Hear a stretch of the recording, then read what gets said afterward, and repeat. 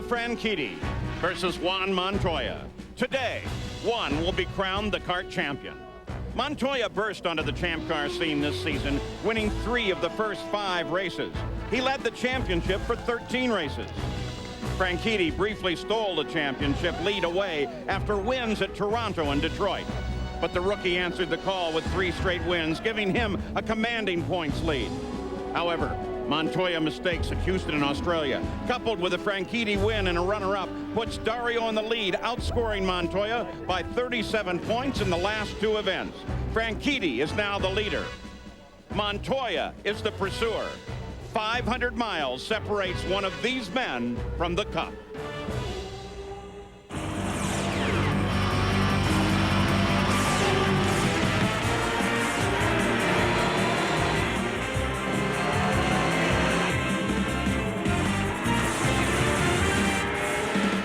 It's a beautiful, crystal clear day in Southern California. We're at California Speedway for the final race of the Kart FedEx Championship Series, the 500. This race will determine the champion. Dario Franchitti will win the championship if he finishes 3rd or better, regardless of where Juan Montoya finishes. For Montoya, he must remain at least 6th and score the bonus point for leading the most laps, even to be alive in this championship battle.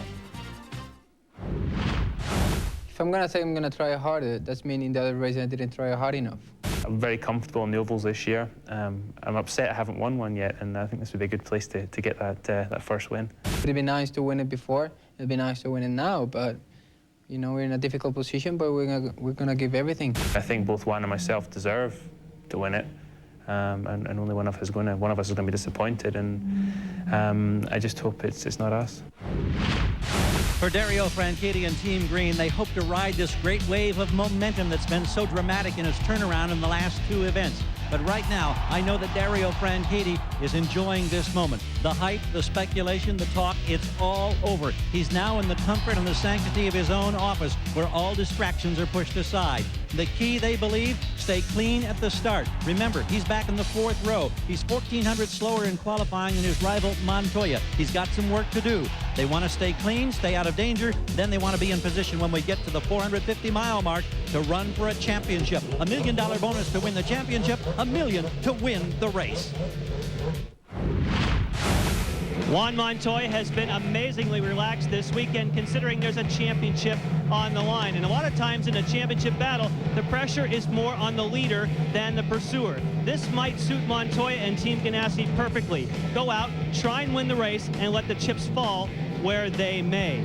Now, the Ganassi team and Montoya said, my car is right where I want it.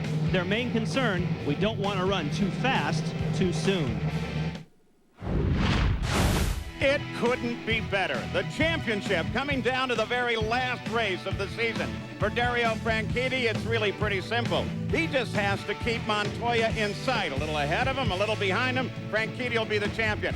But for Montoya, it's a whole different story. Well, the strategy for Montoya going after the championship, I think it's simple as well. He has to take command of this race right from the drop of the green. He's got to go after the point for the most laps led. He's got to win this thing. And for Montoya, well, that fits his personality perfectly. He's never been conservative. He never holds back.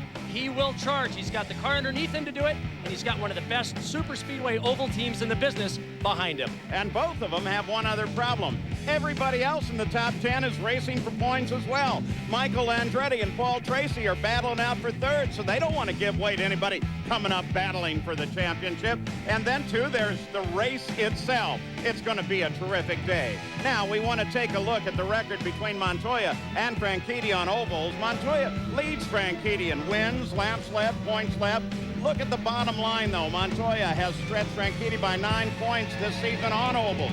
And Montoya needs to score 9 more points than Dario today if he wants to claim that championship.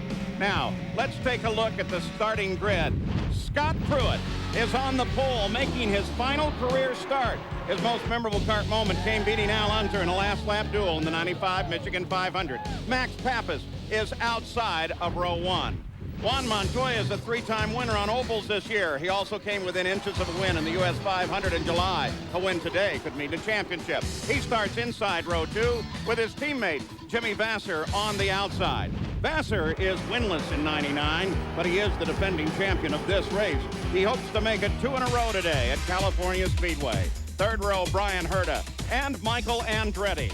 In the fourth row, it's Patrick Carpentier and Dario Franchitti. Franchitti has 6 career wins, but no wins as yet on ovals. He must finish third or better to guarantee his first series championship. In row 5, Christian Fittipaldi and Al Unser Jr.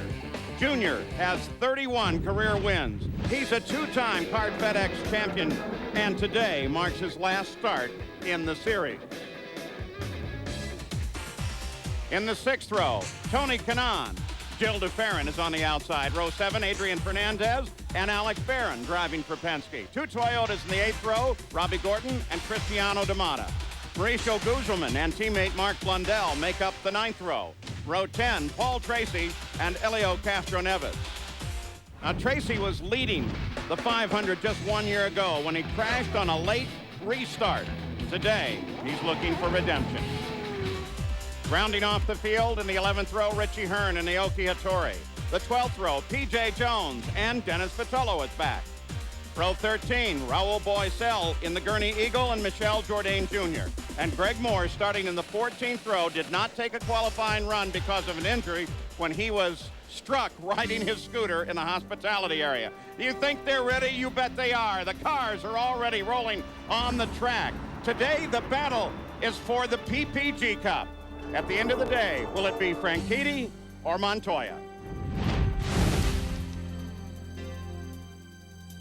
They rolled down, ready to begin their pace laps. Mark Blundell experienced a problem. He came through the pits without power. They got the car restarted, and he will be able to start in his qualified position. So this is a 500-miler.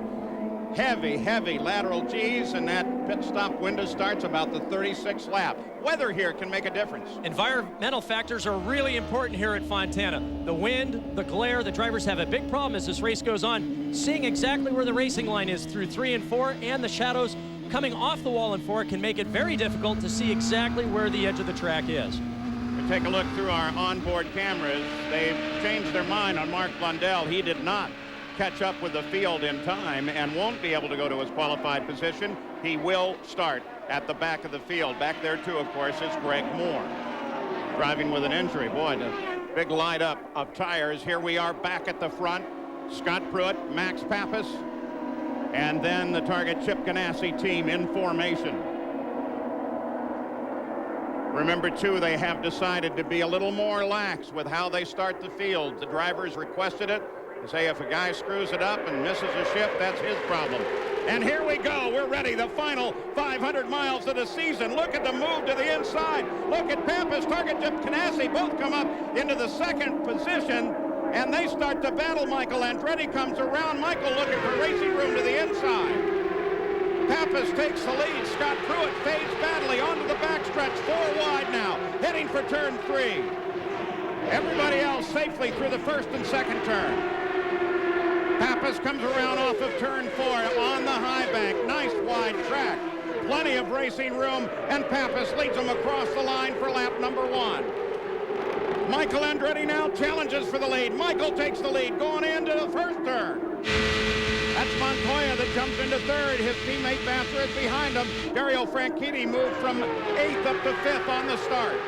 Keep in mind, Montoya's got to work his way to the front. Every point here can make the difference between being the champion or 2nd place, and $1 million is on the line. He's got to get up there to try to lead as many laps as possible, but Michael Andretti at the point. We've watched him all weekend long, Paul. His car has been on railroad tracks. He has been fast in all conditions. We've seen how strong he's been on the ovals in the past, and he's doing it once again. But the 2 cars behind him of Target Chip Ganassi have been absolutely dominant on super speedways. Just watch as the laps roll down. And of course, Max Pappas nearly won the US 500, and here he is right at the forefront. Dario Franchitti moved up into 5th place. Greg Moore is flying. He came from the last row all the way up to 17th in the first 2 laps. There's Moore. Look at the group behind him. There is racing everywhere. Moore now to 15th. Fernandez making a move. At the same time, P.J. Jones moving to the outside of Fernandez.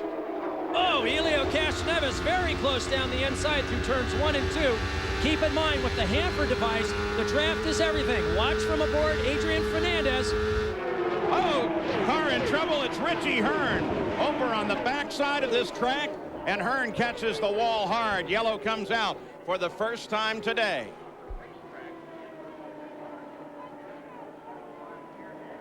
Look at the cockpit. Richie Hearn is okay. That steering wheel coming off the column and being tossed out of the car, that's the signal that they look for. Here's the replay, Parker. Coming off the second corner, you can see the back end step out. Richie looks like he stands on the throttle to try to get it to rotate, but he doesn't have enough racetrack and makes heavy contact with the retaining wall. Huge, huge impact. So the yellow comes out. Michael Andretti will lead the field. The kart safety team already there. And they're going to leave Richie in the car for a moment until they can talk with him, make sure he in fact is okay. Here's Max Pappas in second place, and when this all comes out, the pace car moves. Watch Pappas, that second car on your screen. He apparently didn't anticipate the pace car there, didn't slow down quite enough, and darted in between Michael and Gail Truis, the SCCA Pro GT Rally champion, who is driving the pace car today. Wow, that was close. And the problem here is if you have your visor taped down, which you have to do because the sun becomes such a problem later on in the race, it's difficult to see up and around the banking. You can only see a few car lengths in front of you. Here's Richie Hearn's problem, actually well off of 2 before he got in trouble. That's very surprising. These cars are always set up with a lot of understeer initially because the cars will always go to oversteer as they burn fuel and wear down the rear tires. Very strange to see a car come off the corner that late and still turn around. Well, on the other hand, Parker, though, turbulence on these kind of tracks, just like in the Michigan 500, can be a very big problem. Well, it can be, and the problem is with the introduction of the Hanford device and the tunnel blockers 2 years ago, they have half the downforce that they had in 1997. Here's the onboard from Richie. Everything looks normal here. Starts to pick up the throttle coming off the corner. And I think you're absolutely right there, Paul. I think he just started to pick up the turbulence of the car in front of him as he let the car back out towards the outside. Looks like he may have pinched off the exit just a little bit, and that's all it took to turn the car around. Mark Blundell with a problem again. Remember, he lost power on the pace lap. Came in, they got it going.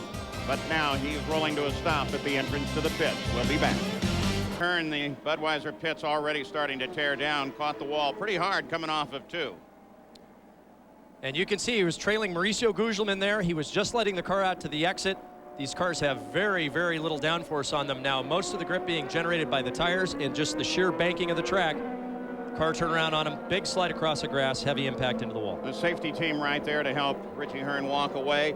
Toyota supplies all of the safety trucks for the kart circuit. These trucks travel from race to race along with the safety teams, and each truck is staffed by a physician, a paramedic, and at least 2 rescue extrication specialists. Now, they recently introduced the new Tundra truck, which they hope will improve safety even more in the future.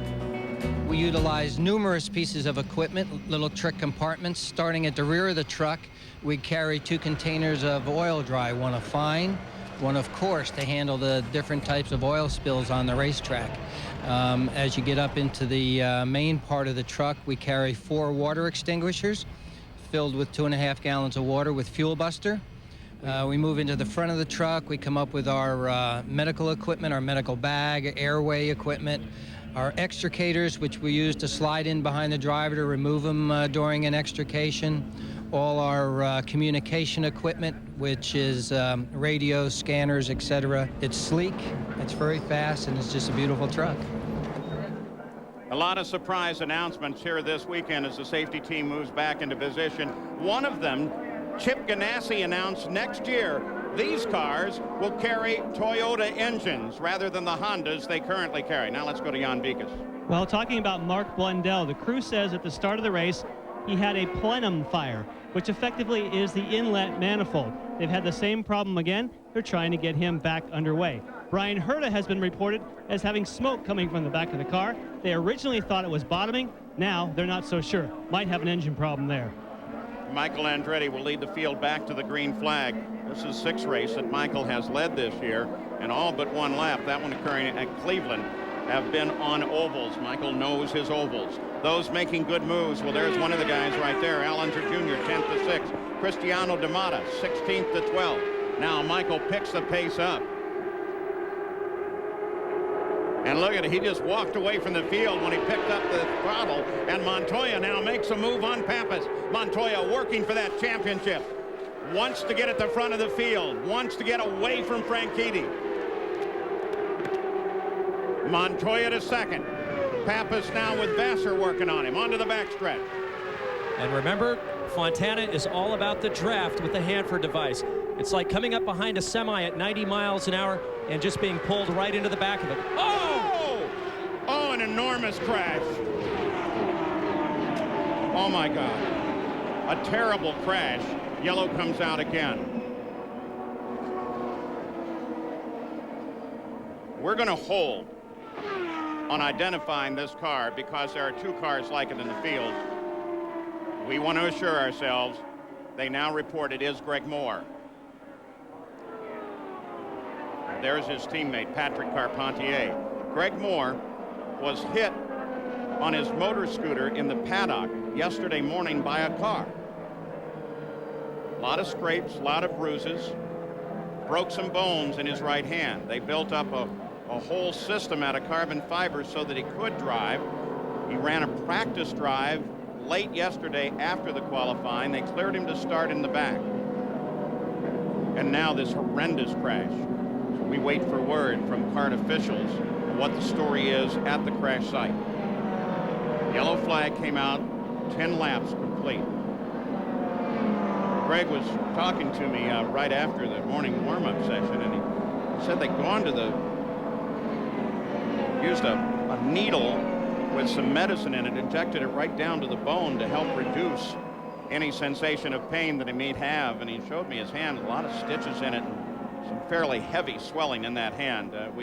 We all hope that we will get good news from the scene of that accident on the backstretch here at the California Speedway. But the second yellow of the day is out. Michael is in front of the field. 500, Fontana, California, California Speedway. This is the final race of the CART FedEx Championship Series, a race that certainly will decide the championship and involves a battle between Dario Franchitti and Juan Montoya. But you're looking down on the aftermath of a very serious accident, and we have no word of any kind, official or otherwise. Of course, at this point, we would only go with official. You're looking at the Forsyth team pits, where they too are waiting for word, and the pace car circles with the field behind them. And the accident, of course, involving Greg Moore, who started in the back of the field, moved up through the field very efficiently on the first couple of laps, and then suddenly the car jumped loose coming off of turn 2. A car nose originally kind of bounced into the air, and then the car rotated off of its right side, hitting the wall as it was totally rotating to an inverted position. It actually took the wall primarily with the tires and then bounced back off of the retaining wall. And we have no information whatsoever, and of course we are not going to rush that kind of information if in fact it is serious. But at this moment we know absolutely nothing except what you see there, which is 2 of the CART safety vehicles on the scene, as are the CART physicians. We'll be back.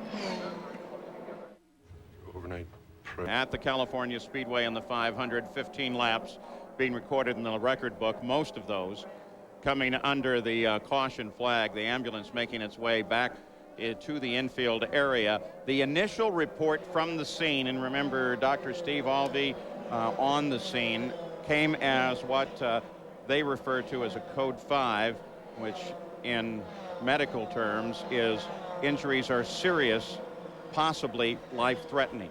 That is the only information that we have at this moment.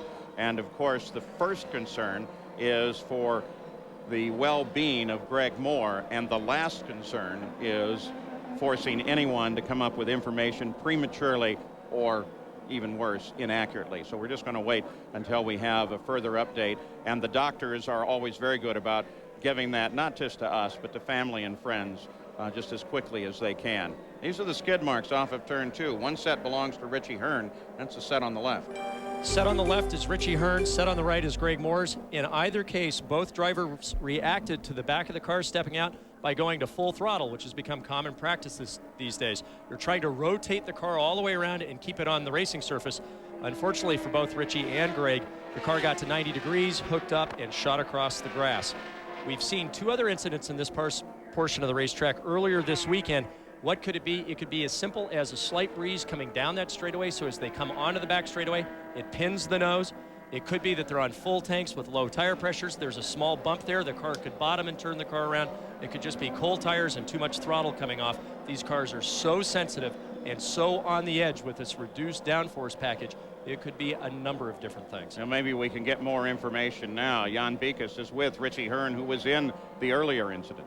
Yes, and of course that was on the same place of the racetrack. I'm not sure if you're aware, but Greg Moore had a big crash in the same place. Is there something on the racetrack that may have caused it? I don't think so. I mean, for me, it was just purely a turbulence issue. I got a really good run coming off of turn 2, and I pulled down low, and there's about 3 or 4 guys, about 3 wide in front of me, and it just gets really unpredictable, and just lost the rear end slightly, and then that was it, all she wrote. You're on a knife edge out there, so it's I didn't know what happened to Greg, and I mean, it could be the same thing because it's pretty busy in the back. You okay otherwise? I'm okay. I slowed the car down quite a bit. I hit pretty square, but it's just a bad day for the Budweiser team. All right, we look forward to seeing you back next year, and hopefully that Toyota is looking good. It'll look good in the year 2000. Thank you. Yeah, I look good today. It's looking good right now, but hopefully next year will be even better. Thanks, Richie. All right, thank you. Well, that's good news there. There is what is left of the forward section, the tub of Greg Moore's car, as they try to get it back to the transporters. And as yet, we continue to wait for any update information on the condition of Greg Moore. Honda Helicam orbiting above the track, and we are still under a full course caution. We're going to show you the summary of the full field at this point with Michael Andretti in front. But Parker, what about turbulence as an issue? Well, as Richie said, these cars are right on a knife edge. Just a few years ago, these cars produced 4,000 pounds of downforce at 230 miles an hour. Today, they produce exactly half of that at 2,000 pounds. So how did they get the speeds back up? Well, continued engine development and tire development. They are producing very little downforce compared to the past. But if you get behind a line of cars and the car is perfectly balanced, you come out to the edge of the road just like Richie did or Greg did and try to hold the car down. These cars may look sleek, but they produce a huge amount of turbulence with the open wheels. And that's all it takes to take the remaining downforce off the car and create an accident, as we've seen twice today. Still quite a bit of cleanup to do here as we wait for the restart of this race. 19 laps are complete. We also wait for more information on the condition of driver Greg Moore. When it's wet. Yeah, Parker, he's been having throttle trouble? Well, that's what it sounds like. We can see he's there, and some sort of electronic problem. And it looks like they're going to take off that rear cowling, try to replace the electronics in the car, and get him refired and send him back out again. 21 laps are complete, most of those under the yellow here as they circulate behind the PPG pace car. We have no new information on Greg Moore. As soon as CART provides it to us, we will provide it to you. But again, on an event like this and live coverage, there is no rush to publish on any information. And don't read that as any more than the statement that it says. We still believe only that the injuries are serious and possibly life-threatening. They do have everything cleaned up on the back stretch. They put some oil dry down, pulled the oil back out of the track, and now they are ready on the next lap to go back to full speed racing. Michael Andretti will lead Juan Montoya, Max Pappas, and Jimmy Vasser to the line. Dario Franchitti is in 5th, and that is at this moment a championship position for Franchitti if he can maintain that kind of contact. In the past, when they get down to about this period of laps under green flag conditions, normally the fuel burn is starting to take all the fuel out of the car gets lighter, the ride height changes, tire wear starts to become an issue, and then we normally see how strong Chip Ganassi normally can be on these super speedways. He comes to the forefront. These cars maintain a perfect balance usually from beginning to end, while others have to struggle from pit stop to try to find the right combination. Now remember, too, that Montoya, second place there, is a man with a mission. He wants to get around Michael just as fast as he can and try to put even more distance between himself and Franchitti. Gary Gerald, as they're coming back to green. Quick update on Carpentier. They changed the engine control module. They fired the engine. He moved forward about 5 feet, shut it down, shook his head, A lot of raised arms and frustration. They still haven't identified the problem. Some more added frustration to that team. Look back at the battle for third, Pappas and Vassar, as here comes Montoya. Montoya slingshots past Michael Andretti, and Montoya takes the lead. What a great restart by Montoya. Most people would think he had fallen too far back. He planned the draft perfectly. But you can see with the draft, Michael can get him right back going into turn 3. Oh, shades of the early laps of the Michigan 500. Michael Andretti comes back around Montoya, retakes the lead. Since Montoya passed on the previous lap after the line, Montoya won't get scored with that lap. It'll be Michael in the official scorebook. Battle for third is still Pappas holding off Vassar. Franchitti remains fifth. Michael pulls away from Montoya. Pretty much single file as they come off of 2. There's the pole sitter, Scott Pruitt. First pole for Toyota. And of course, Scott, after today, goes over to the Winston Cup Series. This track may look very similar from the outside to Michigan, but it drives very differently. Michigan, normally there are multiple lines through the corners. Here at Fontana, unless your car is working extremely well, there's one racing line, and you'll see that the guys that have a better car balance can allow the car to run a little freer, like we just saw Allenser Jr. there coming through turns 2 and 3, or 1 and 2. You can see that he was able to run up a little higher. It's exactly what you would expect from a veteran. Paul Tracy made the move on Allenser Jr. there. That put him into 6th place behind his teammate Franchitti. I'm not sure because they're not real talkative about what the team plan is, but I would think it would be a good thing to get Tracy around Franchitti and get him up in the front, at least act as a rabbit. Of course, Tracy on his own is very interested in turning around his late race spin and crash of last year and try to get to the front of the field and win this thing. And as you said, he has some unfinished business here at Fontana with 4 laps to go on the restart coming off at 2. He made a left-hand turn into the barrier. Paul has been driving superbly all year long and now wants to win a 500-miler. Andretti comes across the line, stretching out his lead over Montoya. 1.5 on the last lap, now 1.7 seconds for Michael Andretti. Here comes Montoya. Now Pappas is in pretty close pursuit of Montoya.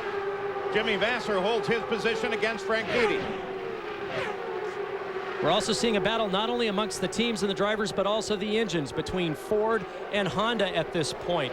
Ford has been acknowledged of having the most horsepower of any of the engines in the paddock. Honda may be the greatest engine flexibility, the best overall engine for the wide diversity of circuits that they go to. But remember how strong the Fords were at Michigan, but ultimately the Hondas won, and we're seeing this battle again. Yellow flag comes out. See the flag being displayed over the wall there. And the reason is this. Serious contact with the wall, and this is Alex Barron. Alec looks to be okay. Right side damage, took the wing off of that car. He was running 23rd at the time, so for the 3rd time on the 28th lap, yellow flag comes out. This is the first time this weekend we've had an incident in the 3-4 area. Alex Barron is obviously okay. Here is a more serious situation. The scheduled receiving hospital here is the Lorba Linda Medical Center, and the helicopter with Greg Moore on board. Dr. Steve Alvey was there hovering over the gurney while they were doing the last-minute preparations.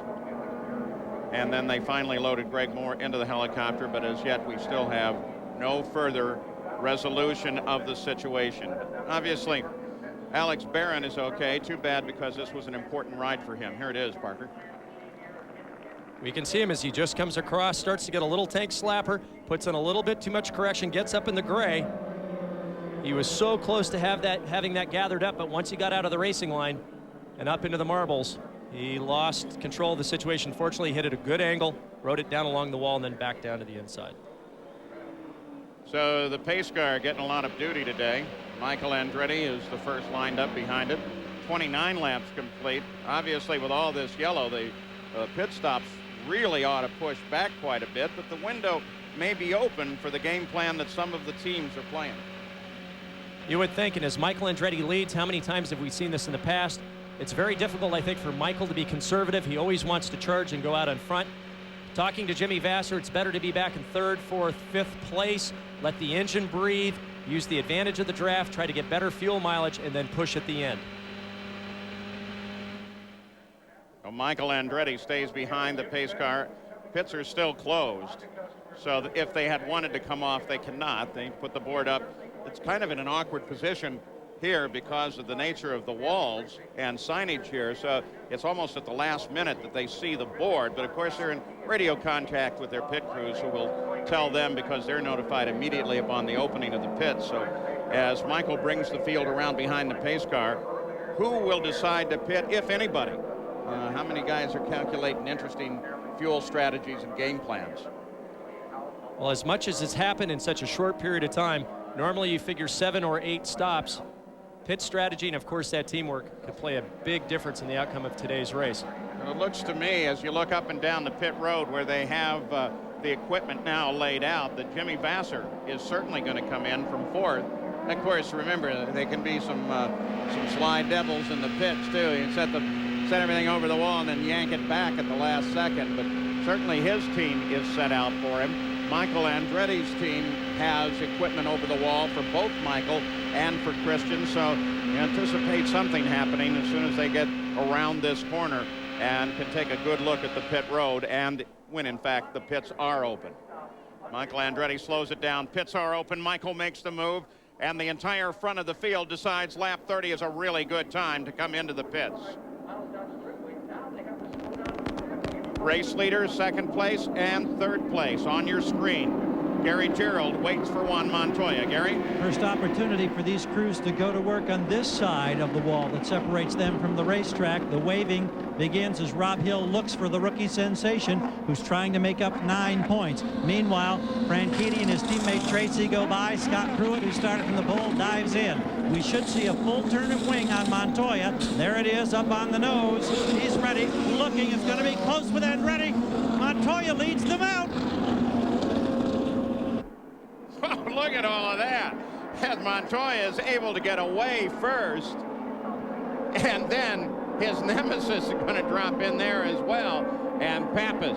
Now behind him, though, is of course Paul Tracy. He came out of the pits right behind Montoya. There's Franchitti. Paul Tracy's crew, led by Tony Kottman, won the Craftsman Award for pit stops, and they've shown it once again. They were able to pick up 4 places on that stop. So with the pit stops completed on the 31st lap of the race, Montoya will take the lead of the race from the pits. D'Amato's cockpit is empty. He's climbed out of the car. We saw him come in very slowly after he had done that initial pit stop. We don't know if it's an engine or gearbox or electronic problem at this point. Guys, they tell us that it's something in the engine department. They were trying to make sure it wasn't just a sensor that had malfunctioned. They sent him out after the pit stop. No go, however. So Cristiano D'Amata is out of the car, out of the race. On those pit stops, with the stops, these 2 guys didn't stop that you see on your screen. That's Michel Jourdain and Dennis Vitolo. They are the leaders on the track. Already the game starts to play, but Andretti fell well backwards on those stops, and look at the rest of them. Montoya fell, and the stops made just a world of difference to some of the battlers in this race, but also because in the strategy of the whole thing, we now have people on different programs. We'll have to see what it does for Jourdain Jr. and for Dennis Vitolo. Tracy came in 6th, out in 4. Guzman in at 18th and out in 8, and Christian Fittipaldi came in 11th, out in 9th place. Pace picks up, and here we go. We're racing again at California Speedway. This is lap 34. Michel Jourdain Jr. gets a good jump on the field. Here comes Montoya and Tracy. Tracy around Montoya. Michael rolling now on the back of Juan Montoya. Tracy pulls away. Michael's going to dart to the inside. The grab probably isn't going to work here. He goes for a gear. We saw that earlier in the year in Michigan. Oh, and now look at him pick up the pace coming through and off the corner. And that's why he went down a gear. He wanted to make sure that that Cosworth was in its maximum peak power position, and that's exactly what he did. But now look at Montoya fight back. On the steering wheel, if they don't go down a gear, one of the other options they have is an overtake button, which puts the power to maximum rich, maximum advance on the engine. The Cosworths have a lot of time in what they call the candy button position, and I think these two drivers right now are utilizing that maximum power capability. With Michel Jourdain Jr. just ahead of them, Paul Tracy's already moving on him. Here comes Michael to close up behind Michel Jourdain Jr. Tracy scores as the lead of the race, as Michael now looks for room. Max Pappas comes down on the inside,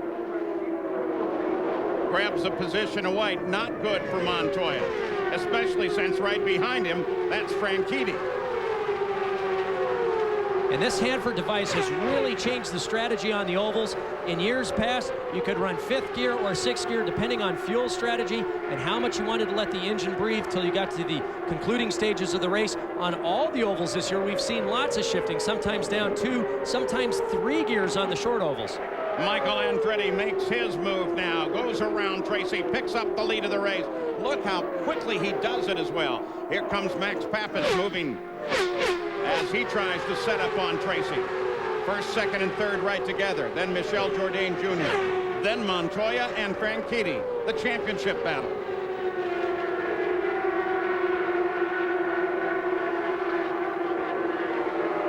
Watch the difference in line technique amongst these top 3 drivers. Look at the proximity of the left side wheels with the white line through turns 1 and 2 and 3 and 4.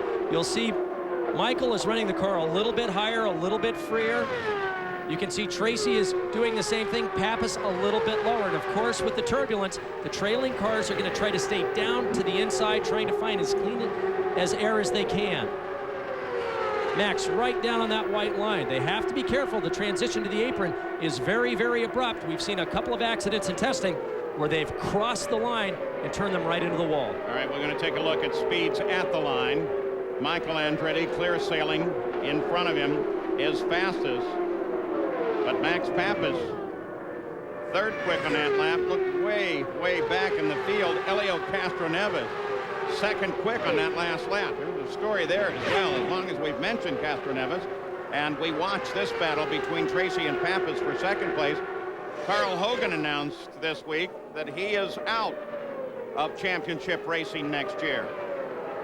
And in doing that, that leaves Helio Castroneves open for almost any of the teams to pick him up, or any of the teams who don't have obligations. And, well, there are a good many good teams that are in that situation. So it's a whole new game for guys looking for rides for the 2000 season. They're, in fact, right behind Brian Herta and making the move as Helio Castroneves comes out, gets around Brian Herta, and that puts him in 10th place. He joins the top 10. And as Brian Herta, P.J. Jones, Roberto Moreno, Alex Barron all look for rides, this has certainly changed the strategy, because first on everyone's list would be Helio Castroneves. Cy Allenzer Jr. moving on Herta as well.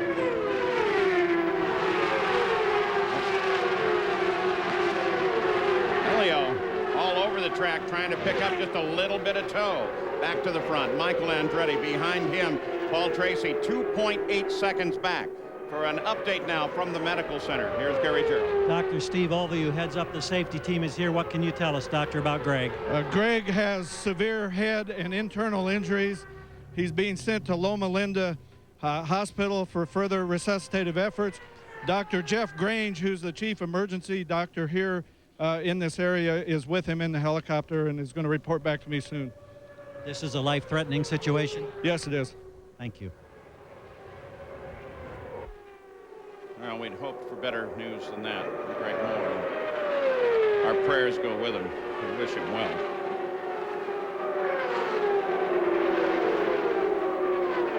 Michael Andretti, 4.5 seconds ahead of second place Paul Tracy. Tracy with Pappas working him hard. Then Montoya and Franchitti, the championship battle. Christian Fittipaldi has moved in and is closing on Franchitti now. And Mauricio Gugelmin is up to 7, followed by Vassar and then Castroneves.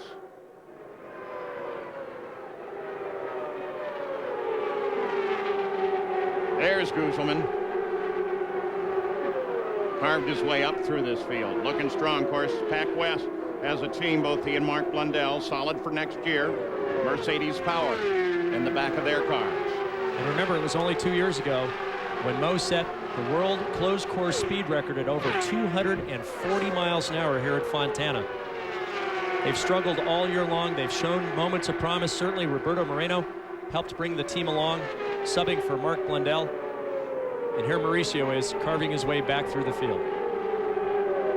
Mauricio, nearly 241, 240.942 miles an hour. That's just huge, Paul. I did 238 at Texas a few years ago, and I think the problem with the teams, the drivers even, the fans, is you get so used to seeing these cars rocket at over 350 feet a second down these straightaways that you forget after a while how fast they're really going until something goes wrong. Yeah, straightaways are a lot shorter at those kind of speeds.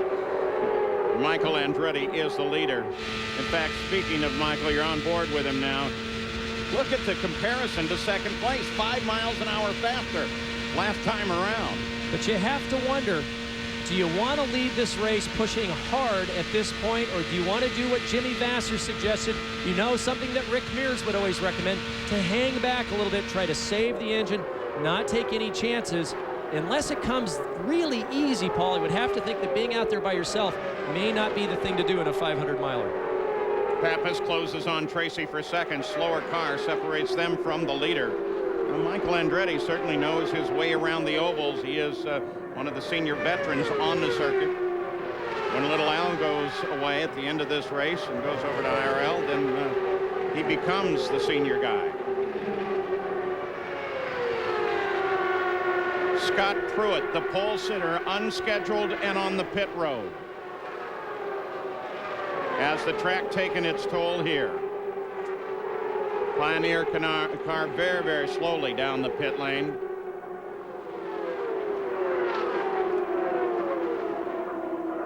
Jan, car's coming toward you. Yes, and you can tell by the crew, by the way that they're bringing out rain tires, what they towed the car around, that they knew in advance this was terminal for Scott Pruitt. Our pole sitter is going to be climbing from the car, and what a disappointment. His final race in the kart series.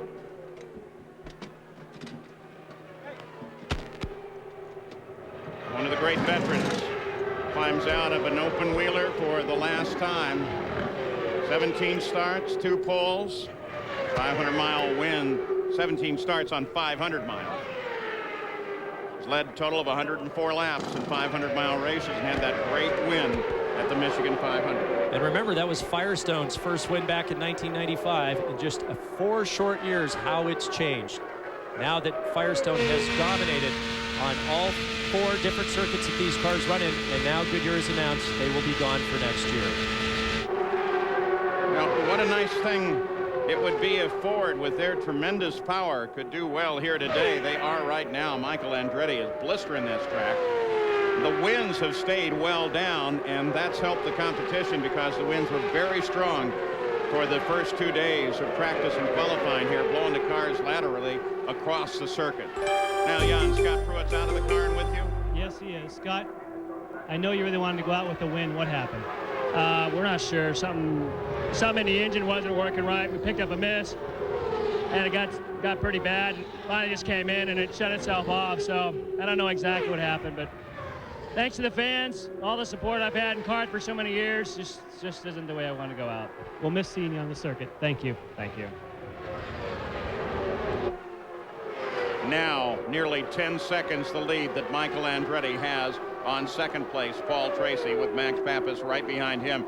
Tracy and Pappas still the highest battle on the course. Montoya is 4th. Franchitti is right behind him by a mere 7/10. We'll be back.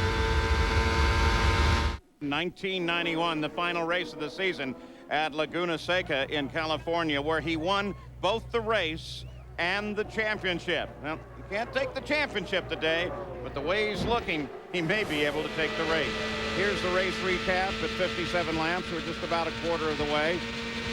225 miles an hour, the green race average. 4 changes, a lot of caution, and no new information on Greg Moore, except what you heard from Dr. Steve Albee, transferred to Loma Linda Medical Center here.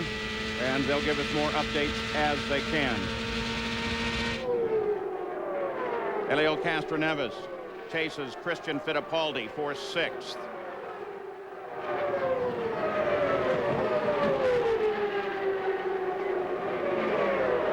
Two young Brazilians, two different chassis, one Swift, one Lola, two different engine manufacturers, a Ford or Mercedes. And yet, you can see him get the draft right there. You can see the sudden acceleration. Oh, they both split around Vitolo. Christian chooses high, Castroneves or chooses low. Castroneves chooses high, and high was the right choice. And that's Brian Herta that they're going by, and he's obviously off his pace. Jan Vikas, what's up? Well, according to the team, Paul, they have fuel injector related problems. Some of the fuel injectors are not firing the way that they had hoped. They don't really know if they can or if they should bring them in at this point, but that might be something by changing a few electronic boxes at the next stop, they might be able to clear up. Jan Vikas, if you'll stay with us, the telemetry is incredibly sophisticated, and Bobby Rahal's team has some of the most sophisticated telemetry. How much can they actually tell from that telemetry on what the engine is doing? Can they see the individual cylinders? Well, they do know what the specific problem is. I'm not sure that they wanted to volunteer that to me, but they seem to know exactly what the problem is, but they're just waiting before they try and fix it. So Brian Herta with a problem. Remember that his teammate, Max Pappas, sitting up in 3rd now, about a second behind Paul Tracy. Michael Andretti is still the leader.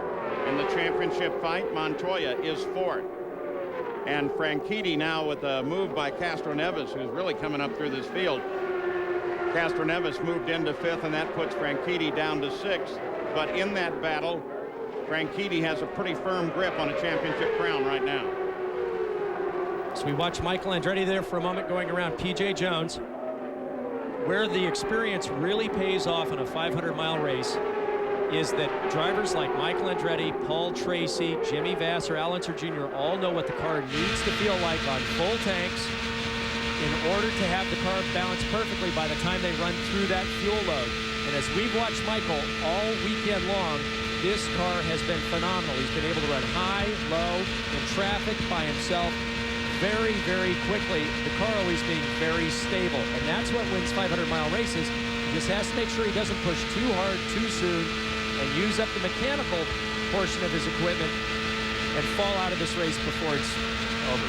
Look at the 500-mile stats on Michael Andretti. Michael's not won a 500-mile race in 1989, and that was the Michigan 500, but he's led at least one lap in the last 7 500-mile race events. Closest battle on the course is back here at 4th place.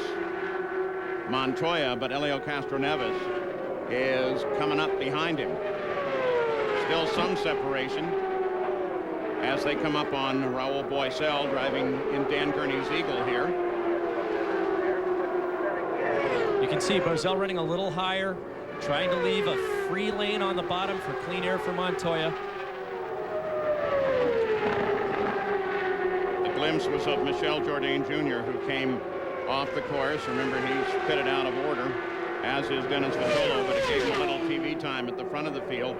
The leaders, well, it may be as soon as 10 laps, but Paul Tracy in 2nd place will head for the pits.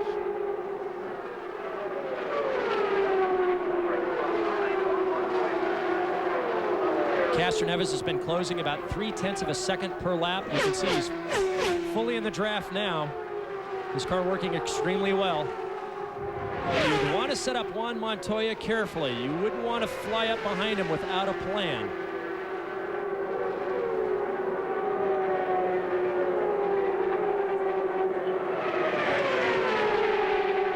Montoya wanting to make sure who's behind him. Keep in mind, the mirrors are very small on these cars.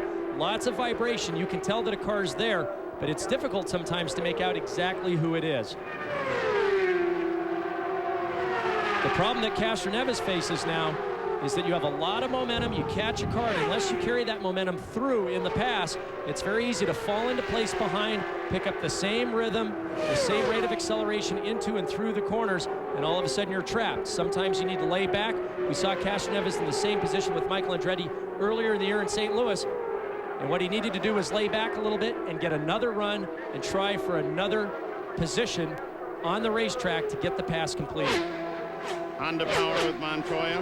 Mercedes-Benz with Helio Castroneves.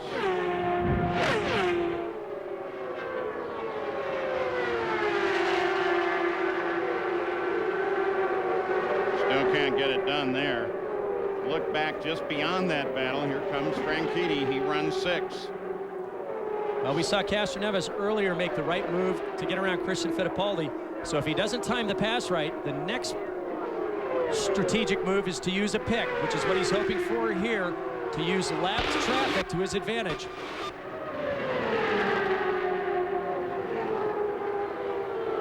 They come around Hattori and Blundell. Pick doesn't work for him.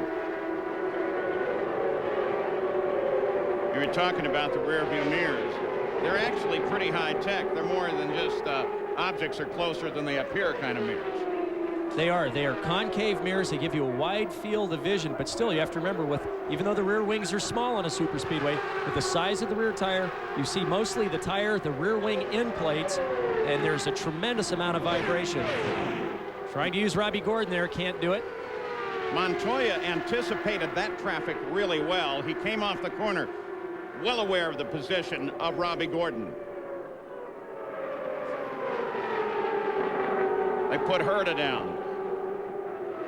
Now Castroneves moves to the outside, and this time it works for him. So with a little help from Herta, Helio Castroneves moves up into 4th place and around Montoya.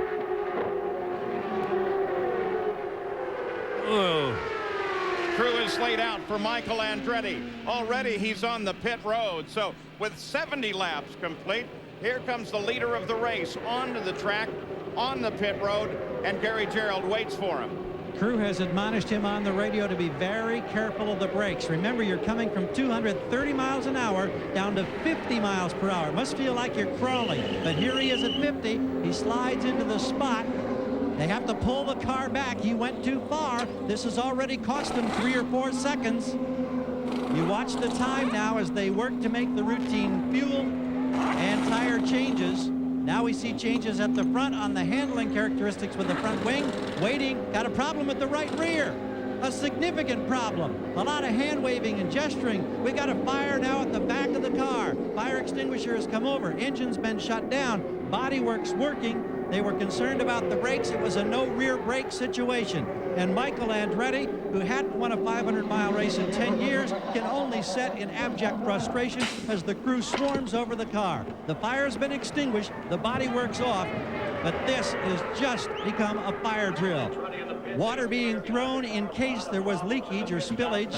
Apparently no problem. And Montoya now heads for the pits. Montoya in this stop was nice and routine for him. Both of the Team Green cars came into the pits ahead of him and made routine stops, but Paul Tracy is not at speed.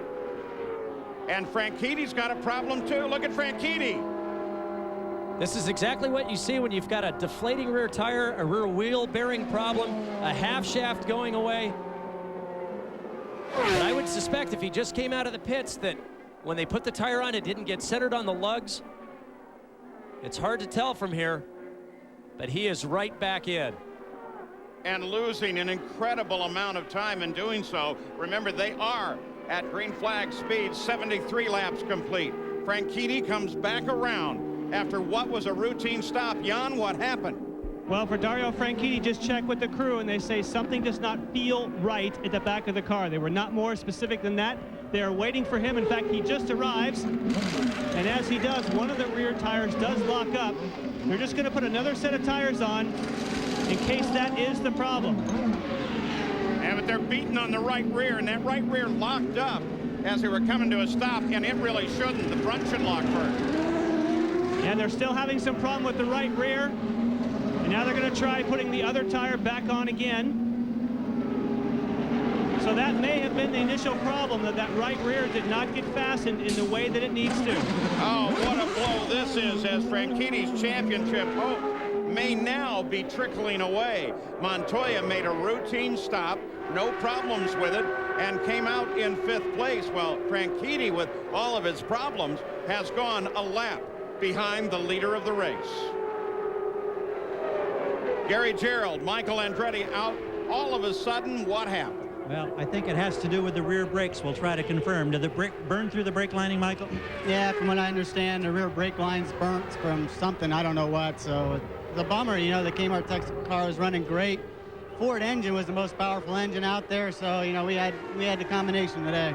Had you run into any difficulties or anything that would give you concern for the rest of this race? Because it looked like it was just going so well. It was going good. We were a little loose in traffic, but we were going to make the adjustments. It wasn't bad, you know. It was going to be that a little here, a little there, and I think we would have really been gone, you know. So it's just truly disappointing. I feel bad for the whole Kmart Texaco team. And with it go any hopes of getting that third place finish in the championship points. And Paul Tracy, his contender in the championship for third place, made a good stop, came out in second place behind Max Pappas. There's Pappas. He is the leader of the race. Montoya around Fittipaldi is now in third place. Fittipaldi fourth, and Helio Castroneves is keeping it in there, currently running in fifth. There's your top six. 77 laps are complete. And consider, though, what this has done to the championship. If it ended at this second, this problem with Franchitti may have given Montoya the championship. Now with Paul Tracy, that's going to be a battle for second place. But what about Franchitti? Jan Vigas, what happened? I just spoke with Kim Green, who of course makes the calls for Dario, and he confirmed that they just did not get the right rear tire or wheel seated the way they needed to on the previous stop. And of course, if that thing is not fully seated, Dario would have felt that immediately, which is why he brought it back in. And when that happens, it does somewhat damage the lug nut itself. That's why the stop took so long. Franchitti 16th, 2 laps behind the lead of the race. There's Montoya sitting up in third place right behind Paul Tracy. And if he would stay in that position and Franchitti stay where he is, then Montoya by 5 points would come away as a rookie champion of the series. All things considered, I think Dario was very fortunate. There are dowels that the wheel sits on the hub to position it. And oftentimes, if that's not seated properly and the wheel's allowed to work, one of two things. The car gets away from you on the way out. Dario's great car control kept that from happening. But secondly, it damages those pins so badly, they aren't able to replace them. They either have to cut them or grind them off, which takes a huge amount of time. So he may be down, but he's not out yet. Seems like many of the drivers are biding their time at this point. Paul Tracy and Montoya are the highest marked battle on the race course, and it's not really a battle yet. It could be as they come up on Robbie Gordon. Mauricio Guzman and Jimmy Vasser are fighting now for 8th place. Well, Tony Kanaan moves over. It was Tony Kanaan that sat ahead of them, and so that's no factor at all as well. Looking a little further back in the field, there's Mauricio Guzman, and Jimmy Vasser is a half a second behind him. No one else on the racetrack is that close in terms of closure. But look at Guzman and how well he's moved today. Started 17th, fell well back, and now sits up in the front of the field, 7th place. And you can see how high he's letting that car ride, especially through 1 and 2. Yellow flag comes out. Car with a spin, fire left side. Dennis Vitolo is the car, the 34 car. Pits are still closed. In fact, Vitolo is backing down the pits right now. He just pointed the wrong direction. That's a new way to get in. Do something a little different for the last race of the year. Here you can see him. He's on the pit road entry there. The car just snaps on him. He would already slow down quite a bit. Keep in mind, they've got to get it down to 50 miles an hour. Well, so he may have had an oil problem long before that, and it finally spun him and then lit him up. Dennis Vitolo fire is out. Car's pointing the wrong way. Pits are closed. But this will slow this field again on the 86th lap with Max Pappas trying to make up for the Michigan 500, the leader of the race. Ever since Mobil 1 came along, other oil companies have tried to... John Stone, we are at California Speedway, the final race of the season for the Kart FedEx Championship Series. Dario Franchitti is in real trouble on the points right now. because of a lengthy pit stop, problem with the tire, around back in the pits again. He has fallen 2 laps behind the race. If the points as they sit at this moment would give this man, Juan Montoya, the win in the championship battle, but this race is far from over. There's still 162 laps remain. This is, of course, Montoya's teammate, Jimmy Vasser, who has had an up and down day. He's been up in the field and then has dropped backwards and is struggling just a bit at this moment. But again, with a 500-mile race, we've got a very, very long afternoon. He currently sits in 9th place. Jan? Dario Franchitti will be here on pit road shortly. The main reason is, as long as they're playing catch-up, why not fill it up with fuel and put another set of tires on?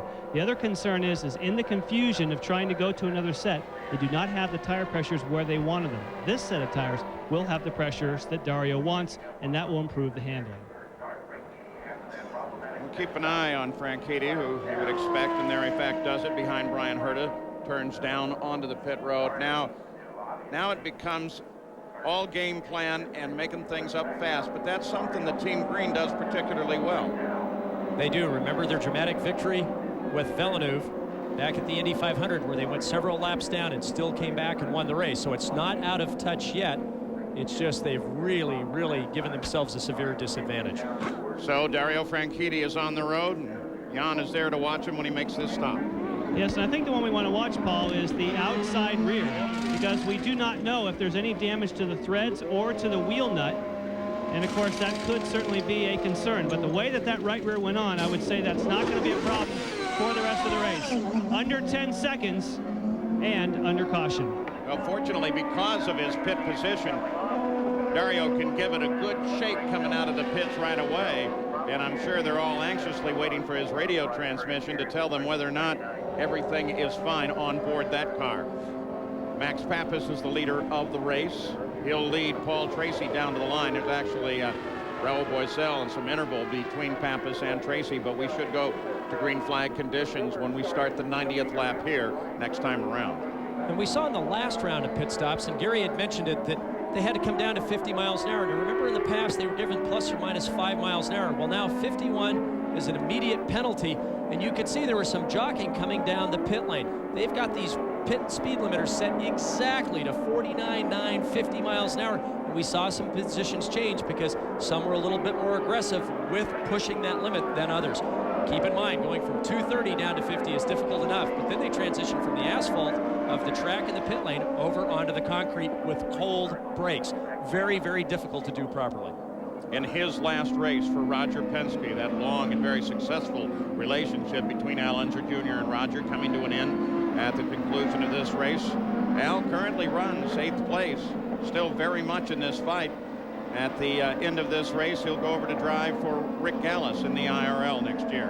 What about Montoya's situation? Gary Gerald? Well, Juan has been complaining about a push. It's a significant push. Chip asked him, Chip Ganassi, his owner, if he wanted to come in, and he said, no, I think I can handle it for another 25 laps to stay in the regular pit stop sequence as we see green being waved.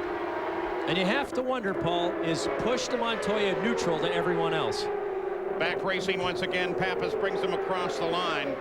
Tony Kanaan comes up to close. He is not in a battle for the lead. The top 3 are Pappas, Tracy, Montoya.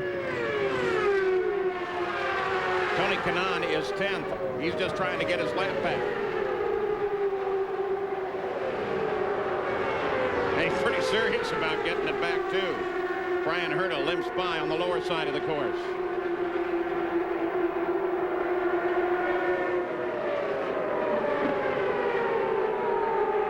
Now Montoya tries to move on Kanaan. This time he clears him easily and moves onward. So Kanaan has at least 3 positions to go if he wants to get ahead of the leader and back on the lead lap. Now, in that championship battle, Dario must get up to 7th place to win the championship, assuming that Montoya remains in 3rd place.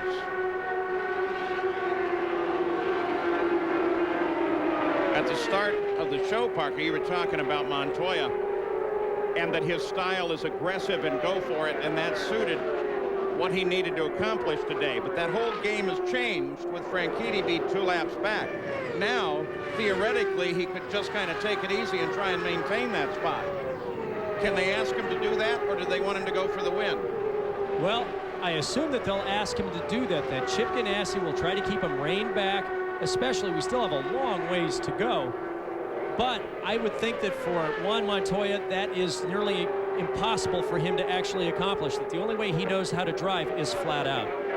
Christian Fittipaldi in trouble down low. Everybody's stringing past Christian. Still keeping it going at a pretty good pace. That's Franchitti sitting up high. Christian stays low. He slowed down for a bit, got past, and then suddenly is back up to speed again. Goes to the inside of Michel Jourdain Jr. Christian, who scored his first victory in the kart series this year at Road America, then suffered a really serious accident in testing at the track at St. Louis and had to sit out while Roberto Moreno took the reins of that steed. Yeah, he certainly doesn't have a problem now, Paul. He's back up to speed. Running laps in the mid-220s. Christian went from 4th to 7th in just 3 laps. Gary, do they know what the problem was? Christian said on the radio to the crew that he thought somebody was spitting or losing some oil, and he hit a slick spot, and he said it cost him 3 places. Mauricio Gugelmin working on P.J. Jones. Jones is a lap behind the rest of the race. Gugelmin is 6th.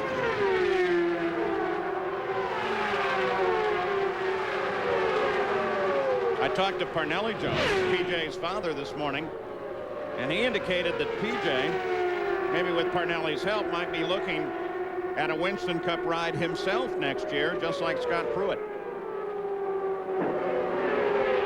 More details to follow.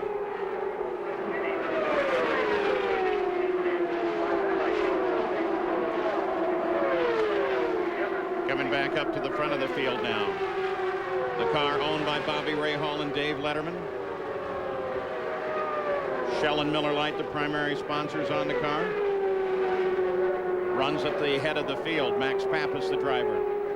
Remember his terrible disappointment on the final 2 corners of this year's Michigan 500. Led all the way to about a half a mile and then fell by the wayside. Elio Castroneves now running in 4th place.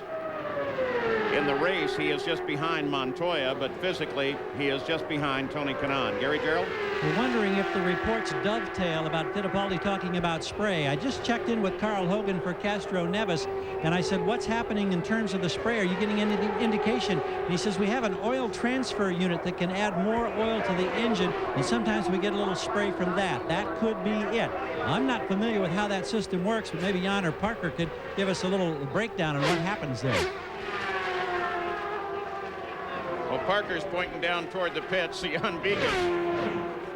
Yeah, I can You're tell on you. the spot. Go ahead. That's all right. What happens with the Mercedes power plant, it does not carry enough oil to last for 500 miles. And in particular, on the Lola chassis, the oil tank is not quite large enough for a 500-mile distance. So they have a reserve tank that they use about anytime during the race. If they think that the oil level is getting low, they pump it from the reserve tank to the main tank. And this team, at the end of this race, is out of Champ Car Racing. Carl Hogan, the owner, somewhat bitter and more than a little cynical about all of the money that he has spent in racing and the results that he's gained for that money when he made those announcements. Max Pappas is the leader here with the 500 at California Speedway. Paul Tracy is in 2nd, followed by Juan Montoya, who currently is in the right position to take a championship. At the California Speedway, the 500 is the race. The leader is Max Pappas. Paul Tracy is 2nd. Juan Montoya is currently in position to take the championship here today in the Kart FedEx Championship Series if he maintains his position and Dario Franchitti stays in 15th, 2 laps behind the race. That's currently where Franchitti is. Montoya driving very consistently. We have not seen him push to try to get to the front. He seems content at this point to maintain this distance. maybe he is actually being a little conservative, pacing himself just a little bit. Still 143 laps to go. This race, 500 milers in general, always takes a toll on equipment. There's so much out of your control. If there's debris on the track, a problem with another driver, or his engine or gearbox. And from a driver's standpoint, it's physically very demanding. Drivers are pulling over 4 Gs, 30% of the lap time they're at 3 Gs or more, and 45% of the lap they're above 2 Gs. Drivers will lose 7 to 11 pounds in water loss from dehydration. And although it's physically tough, concentration is absolutely at a premium. When you're traveling over 350 feet a second, you make a decision a tenth of a second too late, you're 35 feet up into the wall. There's wind, there's dust and sand here, and as the race progresses, the glare going into turn 3 can be absolutely brutal, as the drivers are looking directly into the sun on the turn-in. Now, this does not constitute as an update, not a change in information, but in case you have joined us since the start of the race, there was a serious accident, single-car accident involving Greg Moore. And in that accident, he was injured. He was taken to a local hospital with head injuries. We have no other information. We will give you more information when it comes to us. And coming by our position, it sounded like Castroneves' engine was off. It looks like he's slowing down, going down the back straightaway. It had that sickening sound as it passed our position. Helio Castroneves, who had moved into the top 10 into 4th place. Now you begin to see vapor showing at the back of the car. So it appears that once again, and I'm sure in both Ilio's and Carl Hogan's minds this year, way too many times, he stayed out. Now, I'm surprised. Oh, that's bad. I'm surprised. You'd want him to pull that car down onto the apron, get it off the racing line. Yellow flag now comes out. Well, more than a little surprised by that. He had a chance to get it off of the course. It came past the start-finish line, rattling pretty good, and yet he kept it going. And the driver can hear that immediately. If it's broken a header, drop the valve. I mean, you pick that up immediately. You can hear it, you can feel it, you lose power. And this is one of the greatest fears the other drivers have on the track, is coming into a corner and hitting the spray, either water or oil, from another driver, because being on that knife edge, it takes so little, and you're in the fence immediately. Yellow flag is out, so is the course condition flag for potential oil on the track from Helio Castroneves' car. Pits are closed. They wait for the pack-up behind the pace car. They have laid out in Juan Montoya's pit for service for that car. Christian Fittipaldi's team is ready to bring him in as well. Pappas is the leader of the race. Tracy is second. They are laid out for Paul Tracy also. The pit should open on the next lap. It's a magnificent day. So you look down from above, you can see how clear it is. It's clear. You can see the San Gabriel Range that lies just a few miles off the back of this racetrack. Very much the same view that they used to have from just a few miles from here at the old Ontario Motor Speedway. Magnificent day in Southern California, out east of Los Angeles in what they call the Inland Empire. And Parker, our onboard cameras haven't fared too well today. Well, we had one on board with Richie Hearn, of course. He's out. Michael Andretti, he's out. We had a camera with Juan Montoya, it's not working. And so here we are with Adrian Fernandez. He's had a great run today. Remember last year he started on the last row, came back to finish 4th. Today, he started in 13th position and is currently running once again in 4th. And I almost hesitate to bring this up, but I'm going to do it anyway. Paul Tracy has a camera pod on his car. No camera. Now, I made a suggestion some time ago that maybe there is an aerodynamic effect there. The team and everybody said no. You laughed at me. The whole booth laughed. That's nothing unusual. Said, look, it's so that they can separate his car coming down the straightaway on the road courses and the street courses where the walls are pretty high and it's hard to see the car. So they use that to find it. Well, we're at a super speedway. So as we look at the field summary at this moment for the full field, you want to tell me whether or not it might be aerodynamic? Come on. Well, in fact, Paul, some of the other teams imitated this camera pod. We saw it on the street courses. We saw it at Houston because that's the only thing you could see of the cars going by.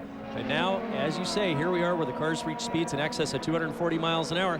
You're thinking it smooths the airflow over the top of the roll hoop, makes a little cleaner transition for the air to the rear wing. Well, I'm certainly not going to argue with you. Okay, all right. Everybody denies that, though. That's just mere booth speculation, and generally that has proven to be meaningless in the past. Montoya. Oh, whoa. Pappas, the leader of the race, just suddenly darts left. And that's exactly in the same place that we saw Vitolo have his problem coming into the pits. They've already transitioned down onto the banking. 0 the meter. Look for Jimmy. 0 the meter. Hit our mark here. Bobby Rahal talking to Pappas. He's talking about Jimmy Prescott, the team crew chief there. Hit our mark. Paul Tracy will go all the way down to second from last pit. Jan Beekes is there. Yes, and they are planning to trim the car out. So look for them to go to the front wings. There it goes. 1, 2. Wow, that was 3 half turns, and they're trying to change the wicker at the back. Paul Tracy is gone.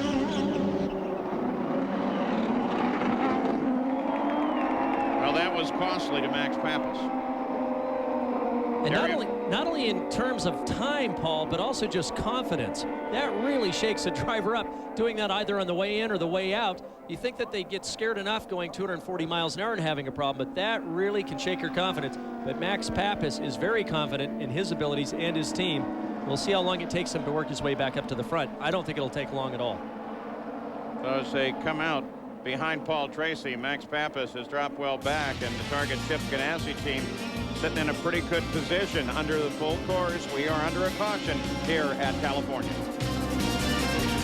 Pits and came out of the pits in 7th place. Here's the way it looked from Adrian Fernandez's in-car. There's Pappas up ahead going left. Two things could have happened here, Paul. They're dragging the brake with their left foot to get heat into these brakes before they come into their pit box, and they're also downshifting. We'll have a look here and see if we can see. Oh, you know what that is? It's just the transition from the banking down onto the apron. It's just that simple. Yeah, it's hard to see from the camera angle, but it's very abrupt, and as a matter of fact, the drivers have been warned by the officials again and again about that transition because the car can spin easily, and Max Pappas certainly just proved that it will unsettle the car if not spin it from above.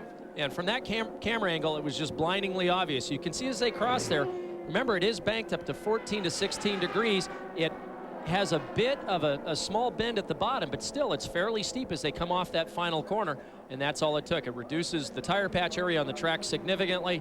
He's still on the throttle, probably dragging the brakes at the same time, and that was actually a good bit of car control by Max Pappas to keep it off the fence.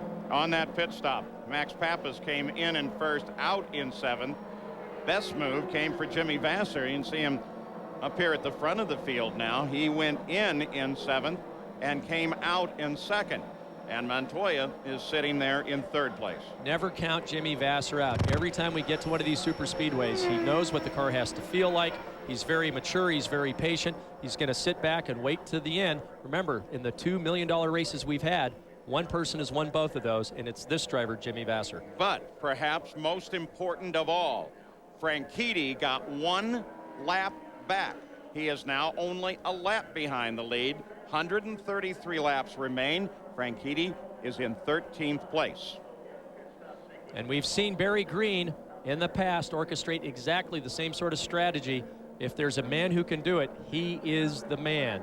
And between he and his brother Kim, Dario couldn't ask for any better support and strategy from the pit lane. Paul Tracy is at the front of the field. Remember last year, closing laps of the race, just 4 to go. He led and then spun it, put it into the wall, coming off at 2. Jan Beekes, how's he sitting now? Well, I think he's sitting pretty good, Paul. They were concerned about his straightaway speed, and I told you during the pit stop they were going to trim it out. But the amazing thing that I find is they were able to make a wing adjustment, trim it out by taking out front wing and making an adjustment to the Hanford device, and they still were able to get out in the lead. Barry Green, who calls the shots for Paul Tracy's car. His brother Kim calls them for Dario Franchitti's. There is Tracy. 1999 Major League Baseball Players' Choice Awards presented by Propecia. Don't forget the coverage on ESPN on Friday. For more, log on to ESPN.com, part of the Go Network, go.com. Well, here at California Speedway and the final race of the season, the Kart FedEx Championship Series, a battle not only for the win of the race and its $1 million, a battle up and down through the points fight. 3rd place has already been resolved.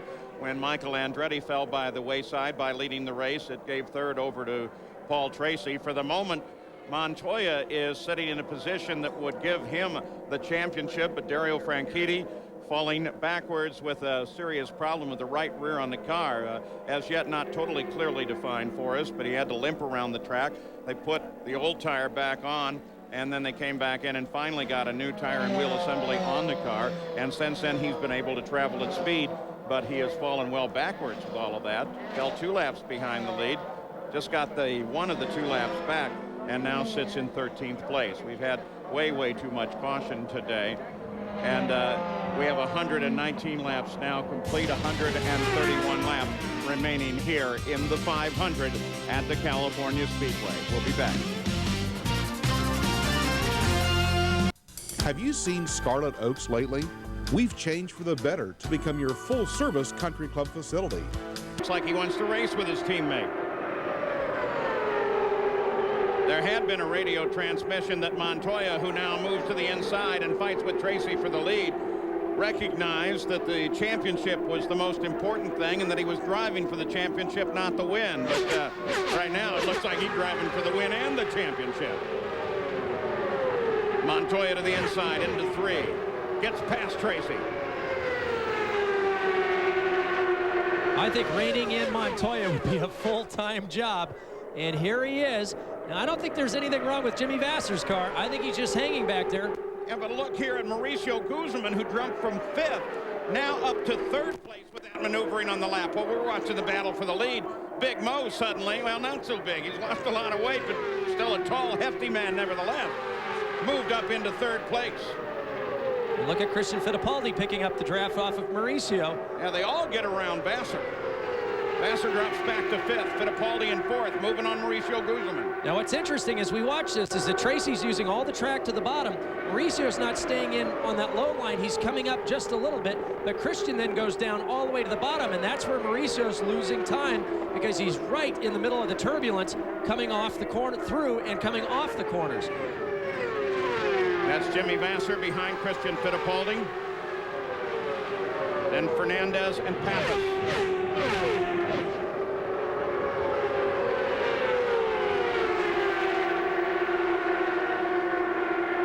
So here is Pappas now.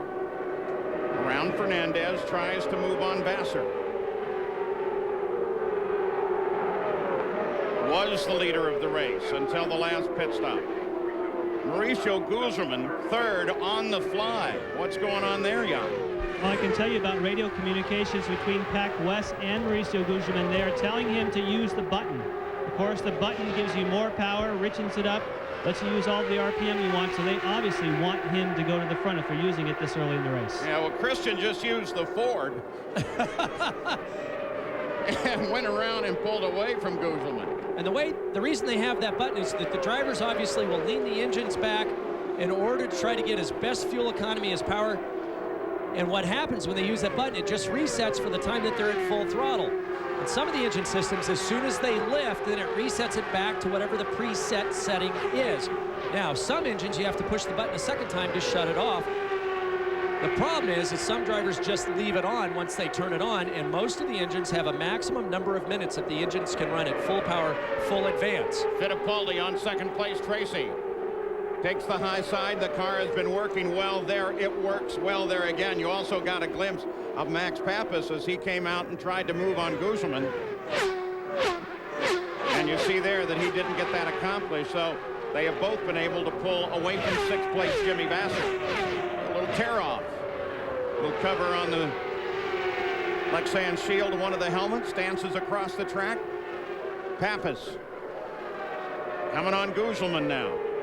Montoya, Fittipaldi, Tracy. But Christian Fittipaldi roars, so does Guzman, and Guzman goes to 3rd place around Tracy. And his car's working well, Paul, if he's able to drive around the high side that easily. Down through turns 1 and 2, there's usually one line through there. You have to be very careful on the high side. Turns 3 and 4, it's a little more open, a little easier to run around the high side. That means that Mo's car is working extremely well.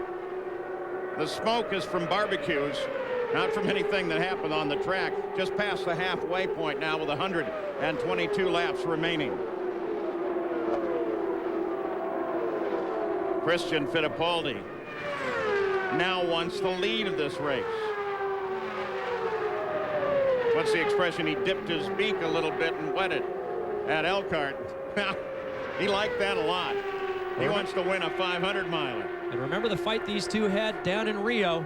Great race, restart after restart.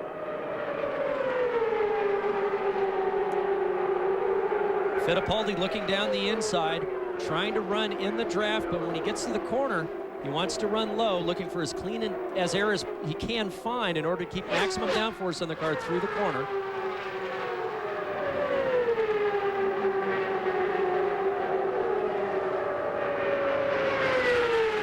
You can see him push it right down to the white line. They have to be careful. Another inch or two, and if those inside tires start to make the transition down on the apron, you're around backwards in a blink of an eye.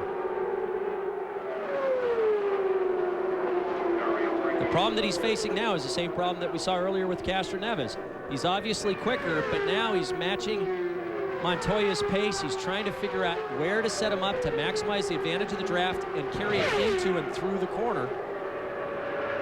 Unless he comes up on lap traffic soon, he may need to back off again and try to get another run on Montoya. Christian Fittipaldi, one of the more pleasant men in this series, moves for the lead and grabs it from Montoya. Whoa, and look at Montoya go up high as Christian comes down in front of him, takes air off Montoya's car. He'll lose a lot of ground there.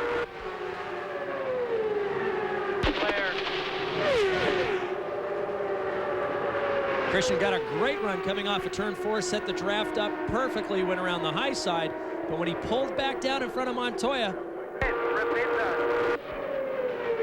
You're okay, you passed Vittori. You're okay, don't worry about it, don't worry about it. Montoya got a little rattled there, got up in the gray, had to come completely out of the throttle to keep it off the wall.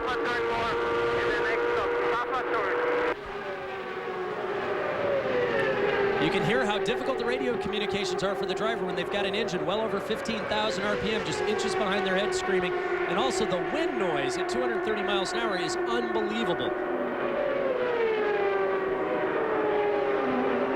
Pappas in third, moving for second place Montoya.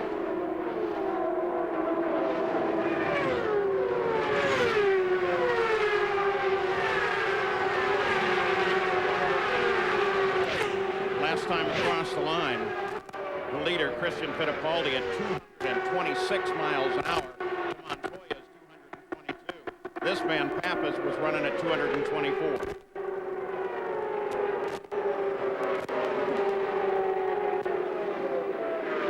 Dario Franchitti on the pit road. Franchitti on the pit road, 134th lap.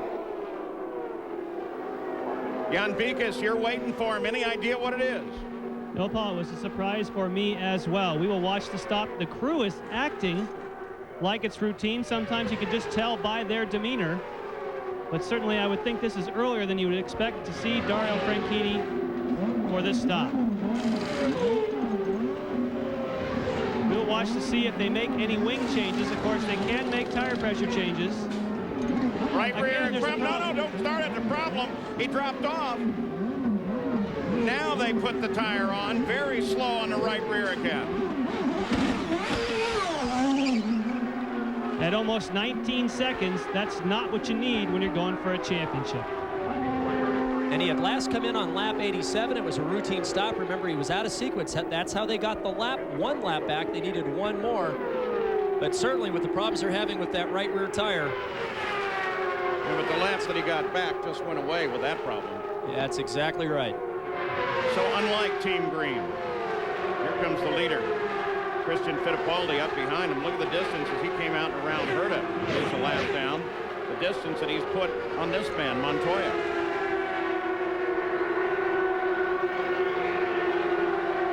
So it's Christian Fittipaldi, Montoya in second. Good position for the championship. Pappas third. And Paul Tracy has dropped back into fourth place, followed by Mauricio Guzman. There's the top six with Christian Fittipaldi in front. The very noisy engine just crossed the start-finish line. and then slowed on the backstretch. It's running on like 5 cylinders. Stop it on the track.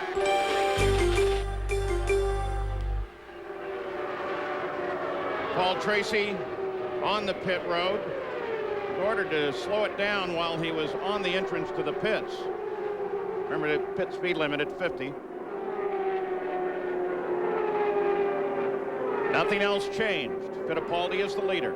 And we caught on the radio just before we came back, as soon as he had this problem, Paul Tracy thanking his crew and his team owner for a great season. And truly, for this year, even though it hasn't ended the way he wanted to, Paul Tracy has had a remarkable year. Jan Beekes?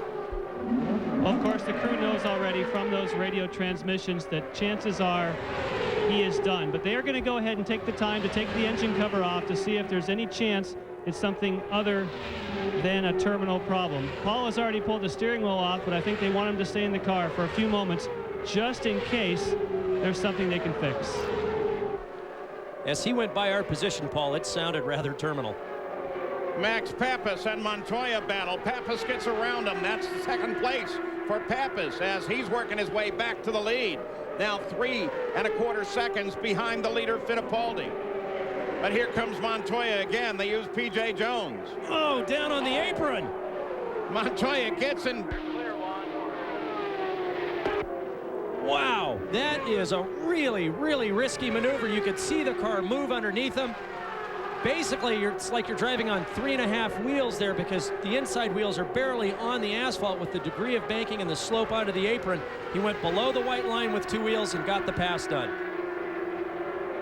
We're going to go back and look at that one again. Montoya got it way low, and as so many times before this year, just drives it right back out of it. Now keep in mind, TV slows everything down and flattens it out, but that is a big transition coming down through the start-finish area. It's very, very steeply banked there. And it takes someone with the youth and the bravery of Montoya to make a maneuver like that and pull it off. And a report from our observers that on the radio, Chip Ganassi said to Montoya after that one, he says, please don't do that again.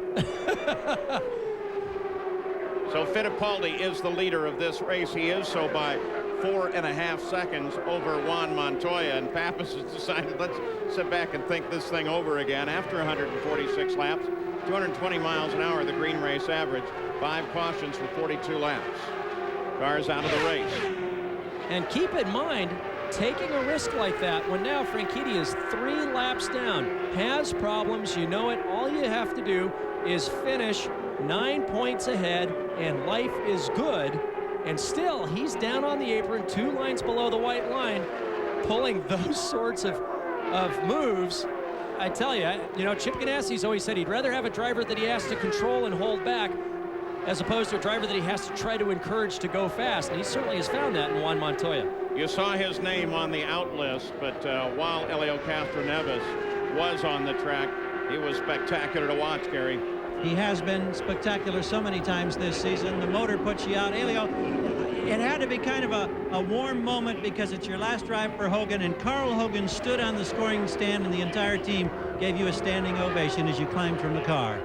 I told everybody when you got here to do the best race of their life, and I was doing my best race of my life, so we show everybody that we're capable to do well. We show everybody that we are a great team. Unfortunately, things doesn't turn out the right way, but well, that's what I was looking for. Do a great race for the last time for this team, and look for what's going to happen next year. And we look forward to wherever you're going to be driving next year. I even heard Derek Walker's name in the mix as of last night. Might that be accurate? I tell you, as soon as everybody not hearing anything, I'll be ready. Okay, non-committal. Jan? Well, of course, Paul Tracy has climbed from the car now. Paul, what do you think broke? Well, I don't know. I mean, the team has done such a great job this year, and I don't want to say anything. The motor did a big pop, but I got to thank Cool and Klein Tools, Firestone Honda for the season that they gave me, Barry Green, Tony Sakali, and all my guys. They just did a hell of a job this year, and we came back from a long way behind, and you know, to finish up third in the championship is great. Now, for you, when you started the season, not running the very first race, did that in fact sort of motivate you for this season? Well, I think everything motivated me. I really wanted to show what I could do this year, and I think, you know, I want to thank Wally for what he did, because I think that changed my focus and my direction for what I had to do in the future. And, you know, we'll move on from here and try to win the championship. And I hope Greg's feeling okay, because he's a close friend of mine, and I heard he got hurt pretty bad. And all our hearts go out to the Moore family. We hope he feels good. Thank you, Paul. Thank you. In that, Paul Tracy thanking Wally, referring to the chief steward, Wally Dallenbach, who has been a key factor in the development of kart right from the get-go. In fact, he won the California 500 at the old Ontario Speedway and then shifted over to officiating after retiring as an active driver, and has been the kart steward for years and years and years, and now this is his final race. He says he'll come back in some sort of official capacity, but not an active operational capacity. So Wally Dallenbach, for his years of... Okay, we're going to give you half a turn of left front. Of being the chief steward. Everybody here is sad to see Wally go. Yellow flag comes out. Cars go for the pits. Yellow flag, course condition flag, both come out. Jill DeFerrin on the pit road. The word is debris on the track. So the yellow flag comes out. DeFerrin comes in. The pits are closed for the moment. The safety equipment moves. Christian Fittipaldi is the leader now under yellow. When it's wet, now Bowman from the staff here and Dr. Steve Olvey have come out in an announcement for us. Dr. Olvey. Gary, I regret to announce that driver Greg Moore has been pronounced dead at Loma Linda Hospital. He died of massive head and internal injuries. He was pronounced dead at 21 minutes after 1 o'clock. Thank you very much.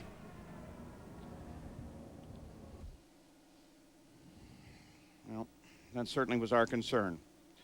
From Maple Ridge, Canada, Greg Moore, 24 years old, a promising young rookie when he came to the series, the 95 Lights champion.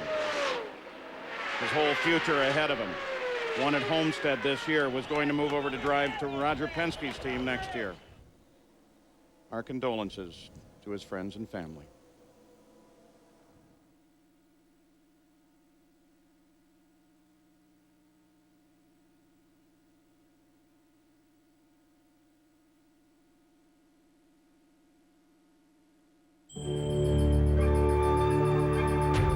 Imagine living life on the winner's circle here. They have lowered the flags to half staff because of the passing of race driver Greg Moore. And already the chief steward, Wally Dallenbach, has made a decision that there will be no ceremonies at the conclusion of this race, championship race, win or otherwise. While we were away, the pit stops began, and there was a good battle in the pits as Christian Fittipaldi, Max Pappas, and Juan Montoya came racing one another. Hold the brake. Oh boy. Chip Ganassi on the radio. Watch Jimmy. Now Jimmy, Bobby Rahal. Look at Pappas. Pappas just got a nose out ahead of Montoya, and in doing so, picks up second place behind the pace car. Or behind second place in the race. They're actually 4 positions behind the pace car. Jan Vikas. Well, updating Juan Montoya and his pit stop, they did make a half-turn change on the front wing. So they took a little extra time. Maybe they've now made that car a little easier for him to drive.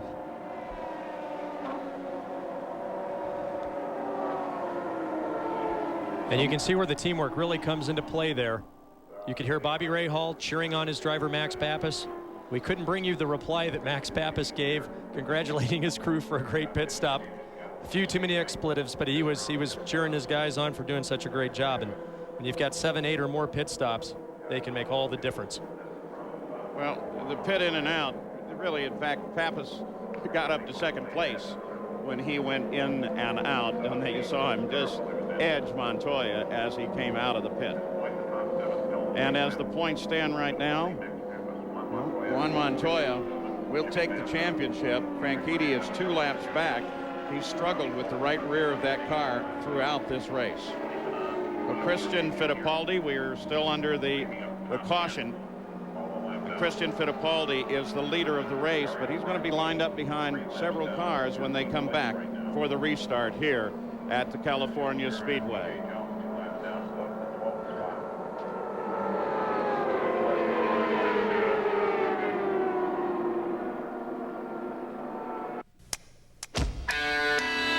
Everybody races.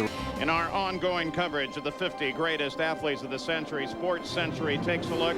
Number 12 on our list, the great Carl Lewis. For more, log on to ESPN.com, part of the Go Network, go.com. Let's go to the pits and Jan Beekes. Paul, first of all, I will have to say that all the crews up and down, and myself included, are finding it very hard to concentrate right now, but it's necessary because the race does go on. Let me show you what's happening to Dario Franchitti and why he's having trouble with the right rear. This is one of the hubs, and this is known as a locking clip or locking device. When they originally did not get the wheel nut all the way on, it backed itself back up against these locking clips so the wheel didn't come off. But in the process, it broke this. So now they have one of these clips is free. That's why when they go to change the wheels, they're having trouble. And sometimes it works, sometimes it doesn't. A tiny item. What could that possibly cost? $10? And it may cost the entire championship. But that is the last line of defense to keep that wheel nut from actually coming off the stub axle. Christian Fittipaldi is the leader of the race, brings the field back to green. The other cars moved away, giving it as a battle between Max Pappas and Christian right behind the pace cars that came to green. Pappas took advantage of the start. Now Montoya tries to do the same. Montoya up high along Christian Fittipaldi. Mauricio Guzman closing as well. Gear and use the button.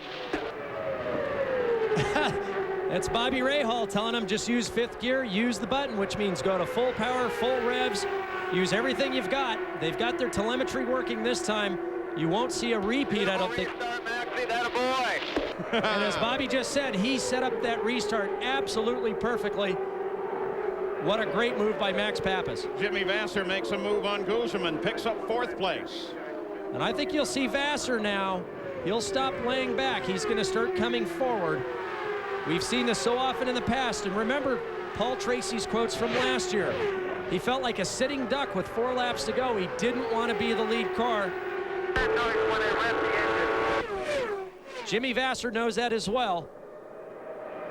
He just... 10-4, 10-4. Right now, you just don't want to lose contact with Max Pappas and Christian Fittipaldi. You've got to stay close. And with 85 laps to go now, it is a time in the race in which the crews are looking very closely at the last stop and where it will be relative to the checkered flag. Remember Max Pappas at the Michigan 500 this year, running out of fuel with about a half a mile to go. He's back in the lead of a 500. He certainly feels that the 500-mile races owes him something, but he still has quite a distance to go, and we'll see him in the pits at least once before this race is over. Now, as they come off of turn 2 and head down this back straightaway, as our camera pans coming into turn 3, watch for the glare. It's starting to get bad. You can see the tape down on the driver's visors. Now watch the glare right there. It's very difficult for the drivers to make out where the line is through that corner. And then you can see the shadows coming up off onto the exit of turn 4. Very, very difficult for the drivers where they have to position these cars within inches. We can show that better by going back to 6th place Adrian Fernandez and his onboard camera.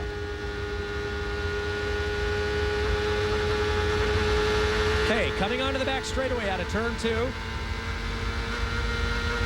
can hear how quickly this Ford's accelerating in the draft. Now watch the glare here. You can see it right there. For the drivers, it's brutal. They're looking directly into the sun. Now as they come out, it gets hard to see exactly how much track you've got because the banking is steep enough you can't see it until you get there. Plus the shadow makes it difficult to see exactly where the edge of the track is up against that wall. Let's go to the pit side. Gary Gerald. Adrian Fernandez, of course, started 13th, running consistently in the top 6 today, reminiscent of what he did last year. Remember, he started at the very back of the field, ended up when the day was over 500 miles later in 4th place. The car wasn't working so good for a while. They adjusted some tire pressures. It's come to him. He likes the way it's going. He could be a factor before it's all over. And look at his hands, Paul. He's so relaxed in the car. You can see the car's working very well. You can tell when we get those onboards if the driver's hands are very loose and just sitting on the top of the wheel. Now watch, he's got to fight it here coming off a 2, but now watch his hands relax. You can see it just there. He opens them up. That shows a driver that's relaxed, that's confident. He grasps the steering wheel again, because remember, it's over 4 Gs through this corner. He has the visibility problem. Now watch as he comes off. As he comes onto the pit straightaway, watch him relax his right hand. Come on, Adrian, do it for us. You can see him there. He's talking on the radio button. There, you can see him open up his hand just a little bit. That's an indication of a relaxed, mature, experienced driver just looking for how to get to the front and be in the position to go for that $1 million win. There it is. Thanks, Adrian. Meantime, in that championship battle, Dario Franchitti 2 laps behind the race, 12th position. But he's doing everything he can. He just turned his fastest lap of the race. And up in the 227-mile-an-hour category, his fastest lap at 228 miles an hour. So he's up there in that high-speed range that he has been able to maintain ever since they got proper tires and wheels back on the right rear. But of course, he too faces at least one more stop today. And once again, the problem may arise, but I'm sure they're working for a way to try and defeat it in the pits right now. Little Team Green is probably looking ahead with some hesitation to that next stop. 79 laps to go now, 78, as Max Pappas, the leader, flashes across the line. 2 positions back is the other of the championship contenders, Juan Montoya, who at this moment seems to have it all his way and is on his way to a championship crown, but it's still a very narrow fight. Montoya would only edge out Franchitti if they finished in the same positions that they are now by a mere 4 points. And Paul Montoya is telling Chip Ganassi he wants more wing on the next stop as he gets ready for that sprint toward a possible championship. And Chip tells him, don't worry, we'll give it to you. Right now, the 2 fastest cars, Pappas and Fittipaldi at 227, along with Franchitti. Everyone else is back behind now in the 225, 224, even 223 range. Max Pappas leads. There's Montoya looking for a championship cup. In fact, that's the topic of our second Toyota Spotlight of today. There's the cup. Will it hold the name of Montoya or Franchitti? This may have been the beginning of the end for Dario Franchitti when that tire and wheel assembly would not come on and off properly on the right rear of his car. We'll be back in a moment. And from the Honda Helicam, it is Max Pappas with Fittipaldi trying to catch him now. Lead has gone back and forth throughout the event here at California Speedway. Montoya in the championship battle sits in 3rd. His teammate Jimmy Vasser right behind him, and Mauricio Gugelmin is 5th.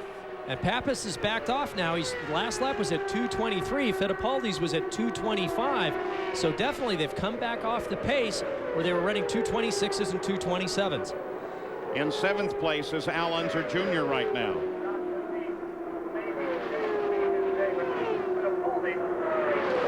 Dario Franchitti on the pit road again. Well, if it was not over, it may totally be now. Well, remember, he is out of sequence. He came in last time on lap 135. So this should be scheduled. Jan Beekes? Yes, I believe it is scheduled, Paul. And of course, we're going to put special attention over on the right rear to find out what happens. David Papalaris, they just call him Poppy, is changing it. And so far, the first phase is fine. Looks like the locking device is not hanging up in this particular stop. So they take their time a little bit more than usual at 13.5, but thankfully, that locking device does not seem to be hanging up, at least for that stop. Jan, did they do anything to try and deal with it, or was the awareness enough? No, I mean, they've been aware of it for quite some time, but I spoke with David, and he said there's nothing they can do. It's just that it's twisted, it's in the way, and they just have to hope that when the wheel nut goes on, it catches the threads the way it's supposed to. Well, Franchitti with that stop went to 3 laps down. He's now in 13th place. Franchitti is giving it all it's worth. He's doing his job. He's been very racy here today. Look at this move on Jimmy Vasser down low, and he splits him. And like Parker said, he's been moving as fast as that car is capable. Well, they definitely haven't given up. If they can get back, remember they were only 1 lap down. Unfortunately, now he's 3 back with that last problem reoccurring in the pits on the previous stop. But he certainly hasn't given up. And keep in mind right now, he's 1 place out of the points-paying position. So he wants to try to work his way back up and whittle away that small point advantage that Juan Montoya currently has. Pappas, Fittipaldi, Montoya, the top 3. Al Unser Jr., we mentioned him, is only 12 seconds behind the leader. There he is in 7th place. Now, kind of interesting, it's not only little Al's last ride in this series, but Goodyear Tires has announced this week that they will not be in open wheel racing next year. And this car is a Penske, and it's the last time you're going to see it because they've already announced at Penske Racing that they will use the Reynard next year. The Reynard with a Honda power plant as well as Firestone tires, which is obviously going to be the series tire supplier next year. Should make for a more even playing field, less marbles. As Jan said in earlier today, that means that they'll only bring 4 tires, 1 for the super speedways, 1 for the short ovals, the road courses, and then 1 for the street courses. It should level that playing field just a little bit for all involved. And what a tremendous record. Al Unser Jr. sat down 17 500-mile races in a row. Al has always finished in the top 9. And I think probably the most impressive statistic is that of his 274 starts, he's finished on the podium 80 times, which is absolutely phenomenal. Now looking just a little further forward than Al Unser Jr., saw Tony Kanaan, and just passing him was Robbie Gordon. Robbie Gordon is actually running now in 8th place on the circuit. He is the last of the leaders of this race. Last one on the lead lap. In the Eagle chassis, keep in mind Robbie has been in more different open wheel chassis than any other driver that I can think of this year.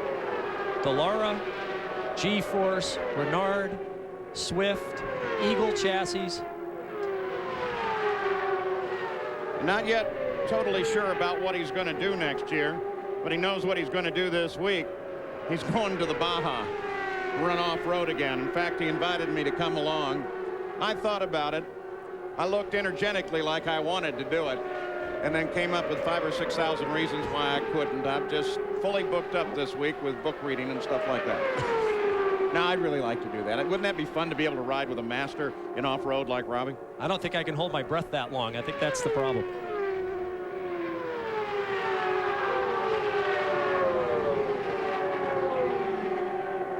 Move up to 4th place. Here's Jimmy Vasser, who in a quick turn of events in the final laps of the race won last year's race here when Paul Tracy spun it coming off of turn 2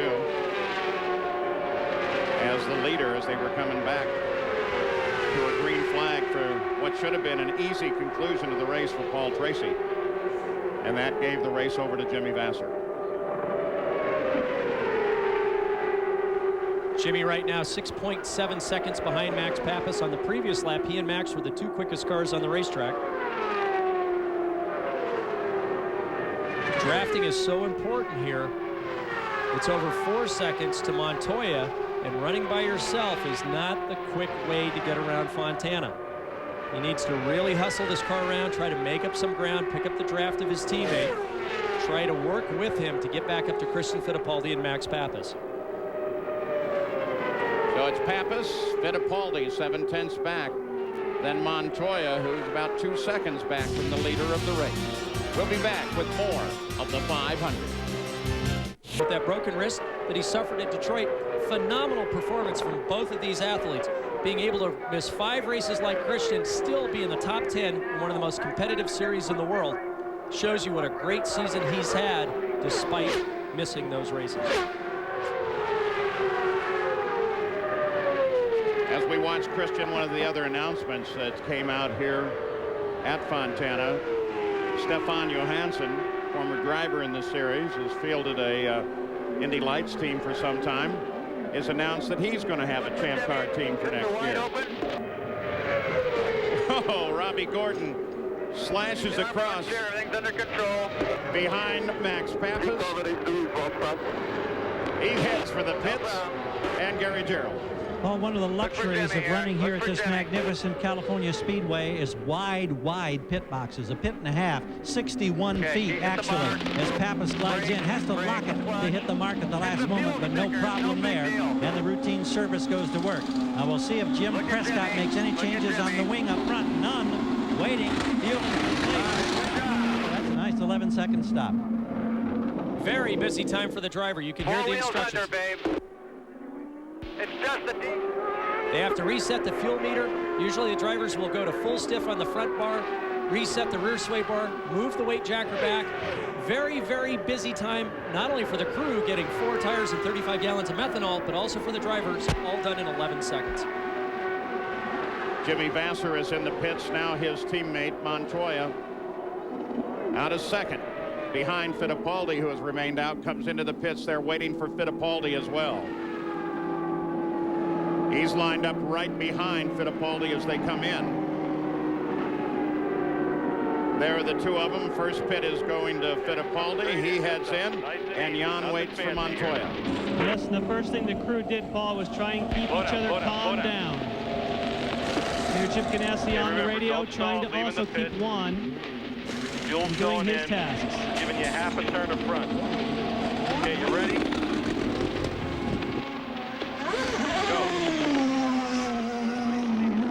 Another front wing change for Montoya.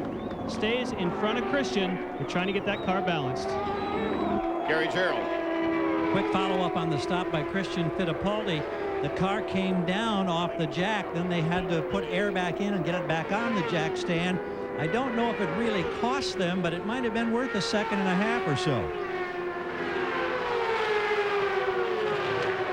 All done under green flag, but we may be going yellow because Mark Blundell slowed to a stop.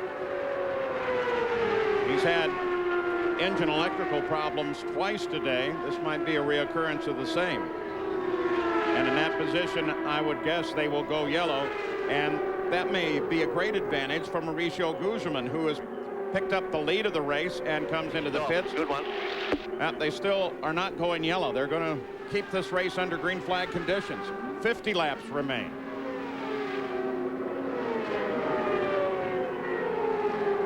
Starter, let's get it. Okay. Back, Joe. Let's go, Mike. Took a boost of the starter to get Guzman going again. Now he's underway. Al Unser Jr. picked up the lead for just a moment, but just behind Guzman coming into the pits is Al Unser Jr. And in and out for Al. Routine, now they go yellow. Now they go to the yellow flag for Blundell. There's Al Unser Jr. coming out. The pace car will come out just behind him, and Pappas will remain as the leader of the race. So the pit stop's completed with one more to come, probably about 15 laps from the finish. In fact, if you look back just behind Dario Franchitti, there is one of the Pat Patrick cars, and it is the car driven by P.J. Jones, whose dad says that you know, we just may go Winston Cup racing this year coming. And for Patrick, that's going to leave a seat open. And as yet, there's no decision. A lot of names have come up. Now with the Hogan team closing down, Elio Castro Neves would be one of those. Roberto Moreno would certainly be one of those names. Who knows? Still a lot of information yet to come. But 6 weeks, 2 months ago, we thought there might be 1 or 2 changes in the driver lineup, but boy, a lot has changed. You can see Adrian Fernandez, we talked about earlier, how he was relaxing his hands. Keep in mind that that right hand, that right wrist, is the one that he injured in the crash at Detroit. He's had some very tough weekends coming off of Surfers Paradise with the big curbs, and it shows just how strong and how determined these athletes are. Adrian Fernandez now running in 5th place. Franchitti back into the pits once again. Well, Gary Gerald, can you keep track of Pappas and Fittipaldi for us while we watch Franchitti? Yeah, Max Pappas obviously wanting to know how everything's going, very vocal on the radio with his crew, and we know how emotional he can be in this situation. They're telling him to lean the fuel as much as possible because there would be an outside chance, only an outside long shot chance, if there was enough yellow, they could go the distance. But they have advised him that more than likely Max will have to make one more visit to pit road for the fuel department before we get to the 250 lap mark at the end of this race. Well, Dario Franchitti had very quick service down here on pit road. The locking device was not a problem. And of course, you don't have to hurry when you make a stop under caution. They're now hoping that with some extra caution, haven't done the math myself, but he might be able to make it to the end. Well, with 45 laps to go. Going to be an interesting run to the finish. Pappas, same position he was at the Michigan 500, out in front. 500 California Speedway, and ready to go back. Green flag again. We're going to watch this green flag start with Pappas as the leader. Montoya second. Fittipaldi third. Green, green, green. And then Parker's been working on the numbers, and we got some interesting fuel information to tell you. Montoya takes Pappas on the high side, goes to the lead. Christian closes on Pappas from behind. Pappas still very much in the fight. Well, and I think Montoya knows he can't make it to the end unless we have another yellow. Franchitti can make it to the end, Paul. Pappas comes back to the inside. We're going to elaborate that in just a second. Pappas back to the lead of the race. Montoya back into second place. Fittipaldi waits station in third. All right, Max, nice and smooth, babe. Now Fittipaldi tries to make the move. No good. Now, Dario Franchitti on Vicas came in while we were away. Looks like he was topping off. What's going on? Well, I think the situation, Paul, is that when we do crunch the numbers, it appears as though he could make it, but checking with Don Halliday, the engineer on the car, he says it's unlikely. We're going to need some help. Well, so far he's done fuel stops on 44 laps and 45 laps. When he came in, there were 45 laps to go, puts it at about 2.6 miles per gallon. I think he can make it. Also, the last person to come in and top off was Al Unser Jr. So I think the strategy there is to go to the end, trying to push the other drivers. I think these are leaders, Max Pappas, Montoya, and Christian Fittipaldi, that have to do a splash and go unless we get another yellow. Well, when you think about it with Franchitti and Little Al, what's there to lose? Well, right now, Franchitti's in 10th place, and keep in mind, he's trying to whittle away those championship points. He may be a couple of laps down, but he doesn't care. He just cares about the difference in overall championship points between he and Montoya. Montoya's got to go for the extra 5 above second place that you get for winning. All Franchitti has to do is keep moving up this list, try to run down Kanaan if possible, maybe hope, because remember, in years past here at Fontana, we've had a lot of mechanical problems happen in the closing laps. Pappas leads it. Pappas has taken away that single point for leading the most laps.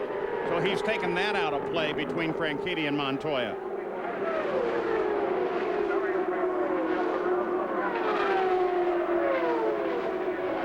It's still back to Montoya in current positions as a finish to be the championship by 4.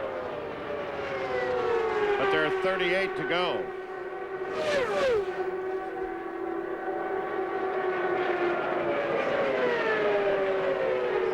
Pappas, Montoya. Fittipaldi now makes his move. Fittipaldi again, low line. Comes down to the inside of Montoya. Onto the backstretch. Picks up the spot.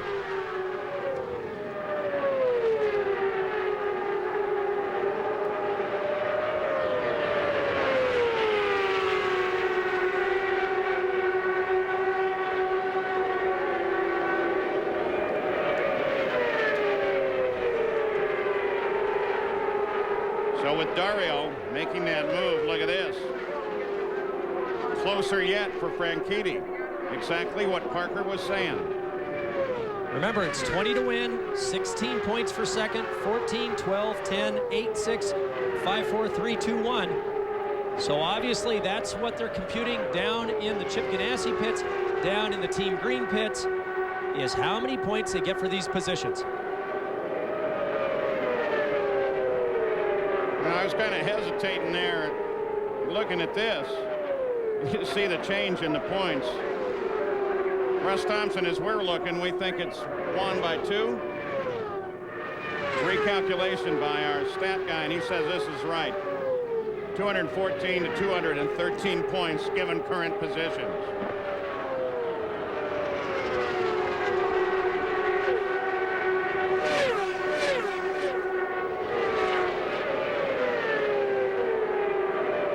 The question that comes now is Pappas into the race, what the game plan is.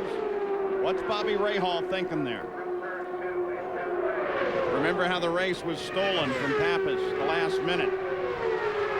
And keep in mind, even though we've talked about the championship for Max Pappas, if he wins this race, it'll vault him into 4th place in the championship. Christian Fittipaldi will make up a little bit of ground on Adrian Fernandez, although Adrian's still running in 6th, so that would still submit Adrian's position in 6th place and Christian's in 7th place. But amongst all of this, and the bragging rights of top 10 in the championship, is the battle between Montoya and Franchitti.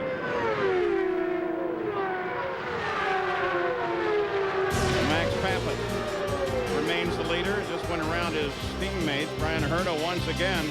Christian Fittipaldi is second. In a way, Max Pappas is still the leader of this race. Christian Fittipaldi second, Montoya in championship position in 3rd place. Dario Franchitti 2 laps down. Boy, the point fight. I want to go through it again because the graphic has changed, and the real points position is right now.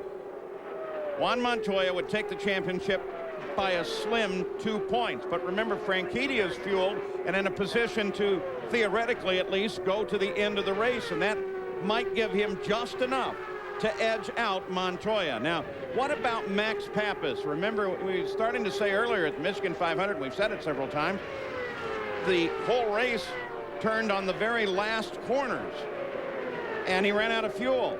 Now, Gary Gerald, what do you think is going to happen this time? Well, What's the plan? Paul, we just had an opportunity to talk briefly with Bobby Rahal, who's on the radio with Max and, of course, calls the shots here with the team. And I asked him, I said, are you in a fuel conservation mode whatsoever? And he said, no. He says, I really think that everybody up front will have to stop before it's over unless there's just a ton of yellow. So apparently right now the theory is we'll see Max on pit road one more time. Did he venture a prediction of where that stop would come? No, sir, he did not. 28 to go. Well, right now, 19 seconds back in 7th place is Al Unser Jr. Remember, he was the very last car to top up before the end of that last yellow. The way I'm looking at this, Paul, is right now Pappas and Fittipaldi, Montoya, Vassar, maybe Gugelmin. Gugelmin's gotten great mileage in the past. I think those top 5, maybe Adrian Fernandez will also have to duck in. And it takes a long time to get those cars hauled down to 50 miles an hour. It's a very long pit road. They've got to get stopped on the box. The splash doesn't take long. It's only going to be a few seconds. They'll be back up to speed. But by that time, Al Unser Jr. will complete another full lap on this field. Now look in the upper left-hand corner. Tony Kanaan was sitting there shown as 1 lap behind the lead in 9th place. That's the next position that Dario Franchitti needs to take. Franchitti is running alone at this time, and Franchitti has to finish in 7th if Juan finishes in 3rd, where he currently sits. I'm going to keep up with this last strategy, Paul, because I'm watching now Adrian Fernandez and Al Unser Jr. Adrian also came in with Al just the same lap, just a little bit beforehand. They're slowly dropping back. They aren't keeping pace as they were before. I have to believe that Adrian and Al are going.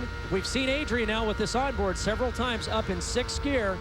He's probably got it leaned well out. They're giving up a little bit of time, trying to calculate how far they can fall back, taking advantage of the lean strategy and still come out on top when the checkered flag comes out.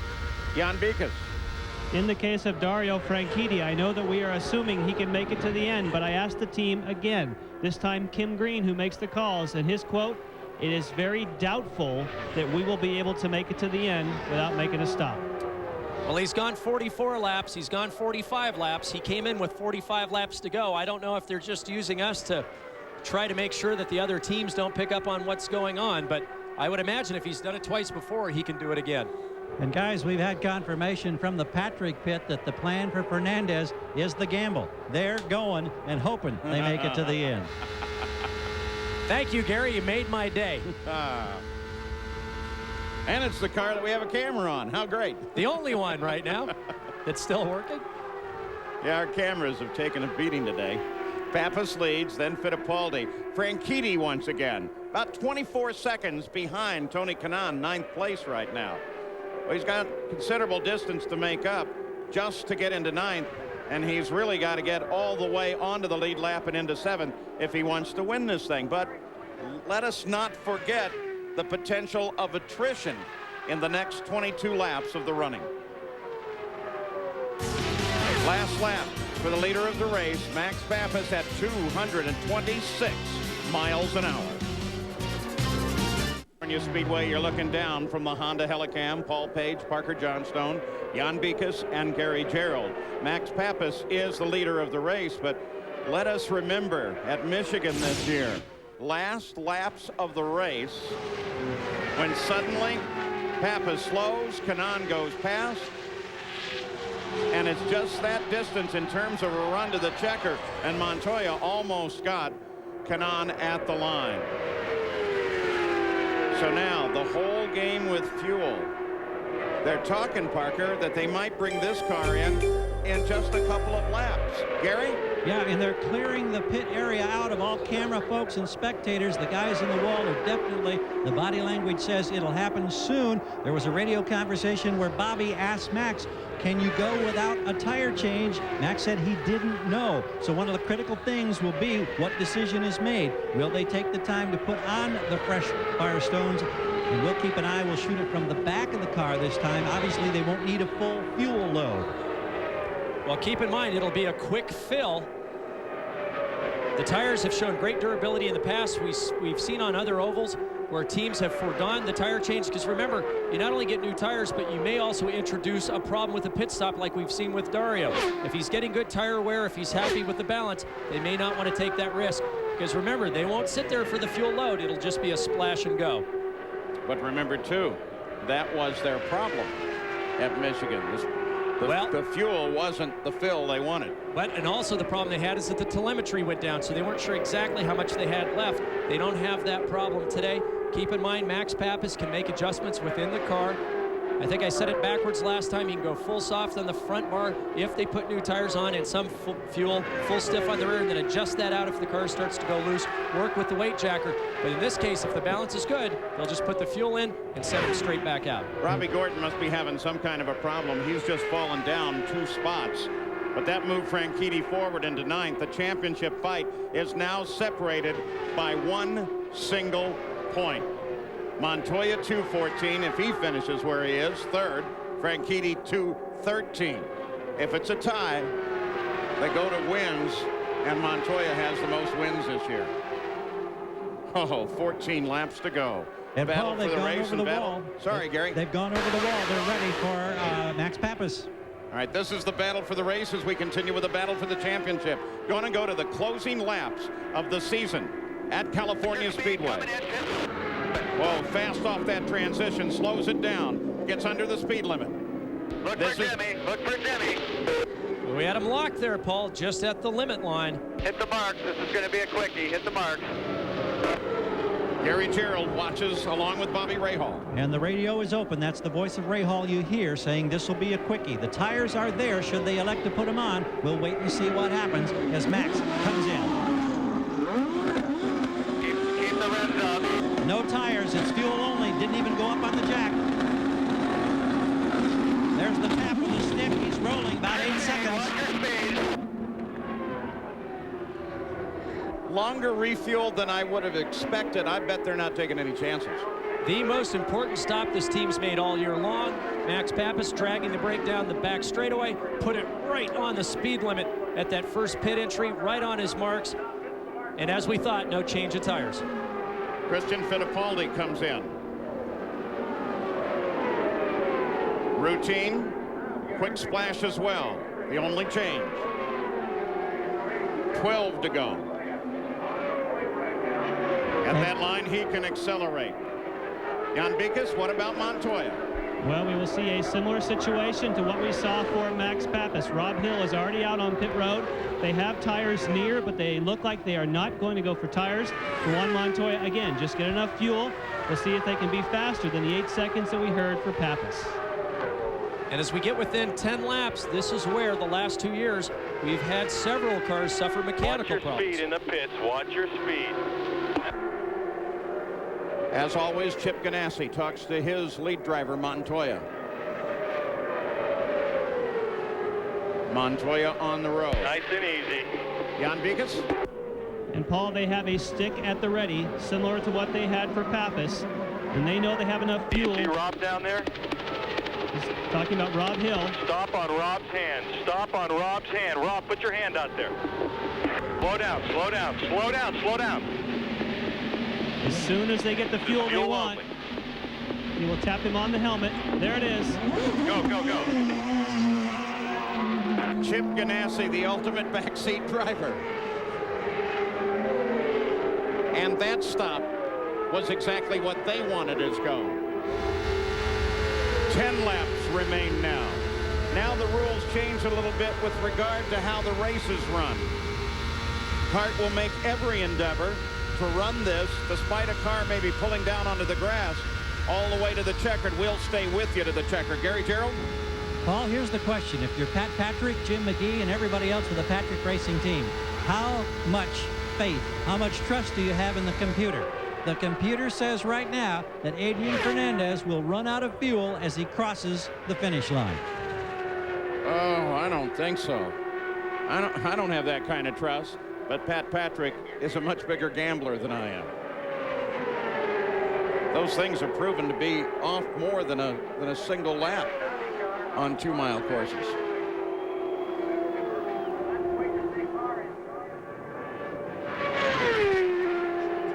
Fernandez leads it. Guzman second. Pappas third. What about Guzman? Remember, his sequencing was slightly different as well. And with that stop, Montoya drops down to 5th place. Franchitti remains in 9th. 7 to go. Well, right now, Adrian Fernandez is in the 221.7 mile an hour bracket. And I tell you, Pappas, Fittipaldi, Montoya are going to have it absolutely matted. I expect laps now closer to 230 miles an hour. But in that championship fight, with Montoya dropping to 5th with 7 laps to go, Franchitti moves ahead of Montoya by 3 points. This is exactly what we talked about earlier. Dario may be 2 laps down, but right now in 9th place. But Franchitti's on the pit road. Franchitti comes in. He takes the points lead for just a few seconds and then comes in, Jan. Yeah, and we could tell from the crew, they were telling us the truth all along. They just looked like they knew they couldn't make it. And this could be the championship for Dario Franchitti gone away, because he has to make this splash and go.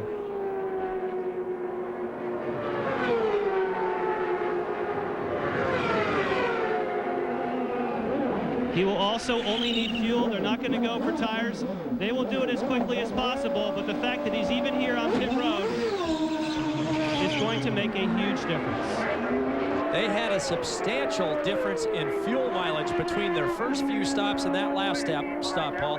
Obviously, they went to full power, full boost, and just went for it, and it didn't work out. They pulled up well short of what we thought they could go in a much more conservative mode. Gary Gerald. The push for the championship becoming critical with 4 laps to go. Chip Ganassi now has become much like a jockey on a horse going to the whip as he talks to Juan Montoya. He says, you must get the position. You must get around Guzman. You've got to get it going. Right now on the big board, we see Juan in the 5th spot, Big Mo in front of him. Now the position changes on the board. Franchitti with the stop maintains the championship lead with Montoya in 4th.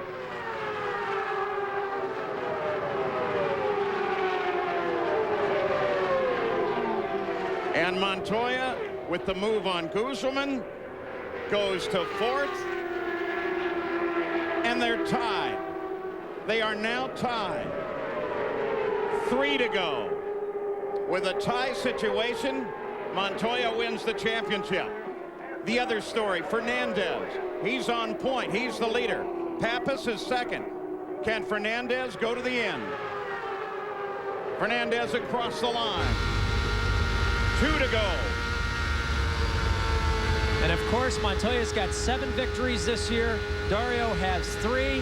When it comes to a tie, the driver with the most wins gets the nod, and that would be Juan Montoya. White flag next time around. 1 more lap to go in this season, and the battle is going to go down to that final lap. Though Montoya has his fingertips on the PPG Cup at this moment.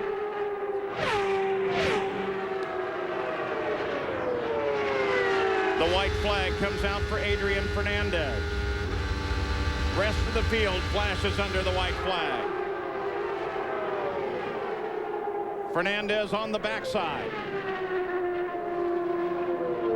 Is the gamble about to pay off for Fernandez?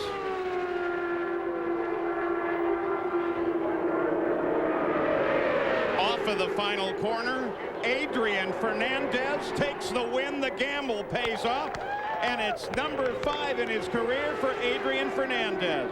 And here comes Montoya. Unchallenged. Stay on it. And there he goes. You're the champion. He crosses You are the line champion. just behind his rival, Franchitti. Chip said it. Juan Montoya, as a rookie, takes the championship. He owns the PPG Cup for the next year.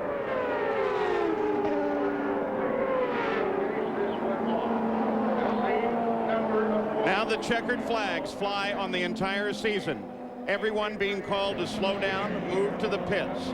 New winner, new champion. And there is your new champion, Colombian. Juan Pablo Montoya takes the championship. And there is Adrian Fernandez, the winner here at California.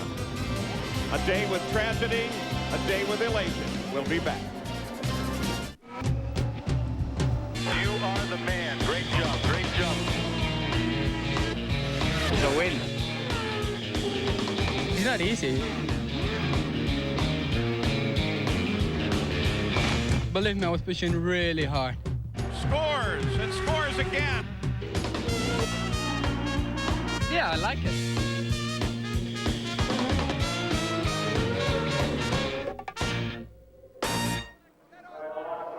Now, very early on this season, we recognized that this young man was incredibly special, and he is proving it by, as a rookie, taking the championship.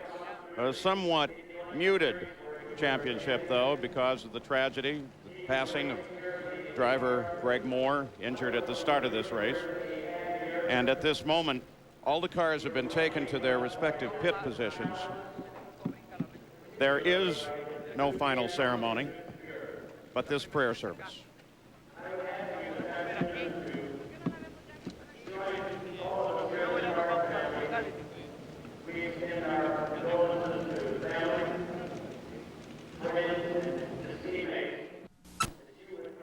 We're back at the California Speedway where the prayer service continues. We'll show you the unofficial results of this race.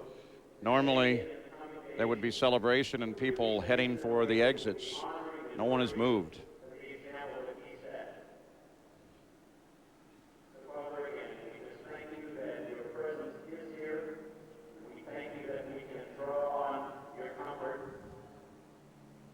Ask you to do these things for us in Jesus' name. Amen. God bless you all. Hunter Floyd, one of the chaplains with the CART missionaries, well liked, well loved, expresses the thoughts of so many here.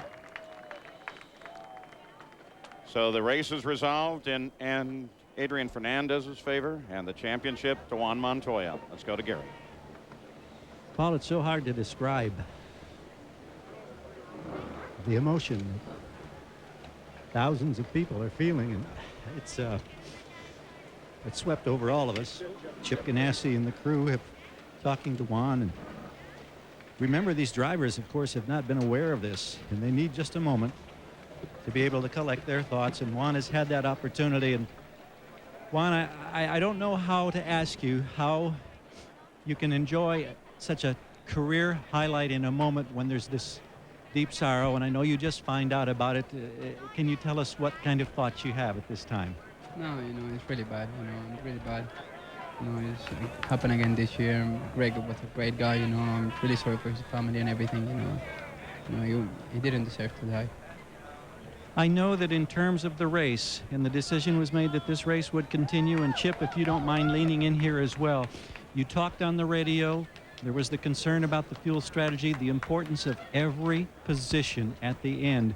You realized from his urging how crucial it was to get by Mauricio Gugelmin at the end, because that was going to decide whether or not you won this championship. Yeah, he told me about it, and I saw Mauricio was going really slow, so I didn't think it was going to be that hard. When I went by him, I couldn't believe it.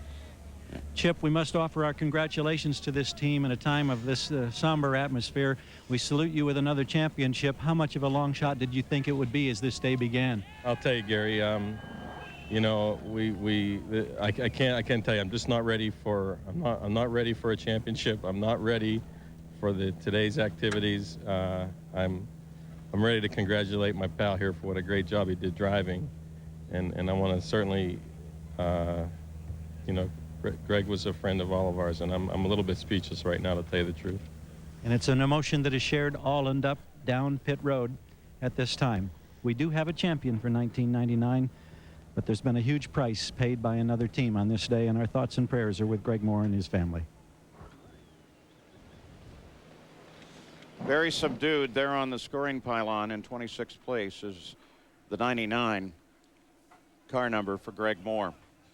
I think you saw a good representation of that with Chip Ganassi. You'll see it all up and down the pits because Greg was a very playful guy. In fact, those of us that camp from time to time in the infield of these tracks, he was always the one out running back and forth, practical joker, loved fly fishing, and this has hit everybody very, very hard. Now we go to Jan. Adrian Fernandez, of course, won this race. Got out of the car with the congratulations of the team. And then, like so many of the other drivers, he heard the news and just could not keep the tears in. Adrian Fernandez, along with some other drivers, are sequestered in the kart sanction office, getting away from the media, having some of their other fellow drivers come join them where they can spend some time in prayer. And as we've said, Greg Moore is one and was certainly one of the most popular drivers on the circuit. And it just has caught these drivers totally by surprise. And of course, Adrian Fernandez has declined to comment on the win today and just wants to be alone with his thoughts right now.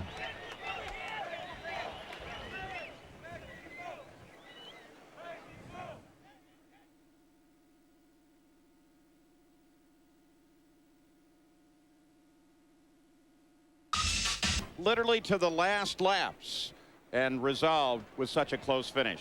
What's Barry Green think? Well, we'll talk with Barry. Dario Franchitti and Paul Tracy, of course, have gone and joined other drivers as they try to absorb this tremendous shock of losing a friend. And Barry, a championship as well this day that goes down to literally the last lap of the race. And I don't know how much any of that means at this moment. Maybe you can explain what you're feeling. Well, obviously, we lost the championship today, but we also lost a great friend with in Greg Moore, a great young talent, and sad day for motor racing and sad day for kart. But what can I say? You got to be perfect, I think, to win this championship, and or almost perfect. And we just made one mistake too many today, and just a little mistake in the pits, and we still finished second and third in the championship, though, and the same guy or the same people that made the mistake today are the same people that got us to second and third in the championship. So, I mean, what can I say? I'm still so proud. I'm so disappointed, and yet I'm so proud for Team Cool Green. I mean, second and third, we had two very fast cars today. Just a little mistake in the pit scored us out. Harry, we appreciate your time. We appreciate your availability all season long. Thank you so much. I know it's difficult. Thanks, Harry. Paul? So a tiny, tiny item. I'll bet if we found out how much that lug really cost, it'd be under $10. Cost Dario Franchitti the championship. They tied in points, but it's resolved by Juan Montoya winning more races, and he takes the championship. So.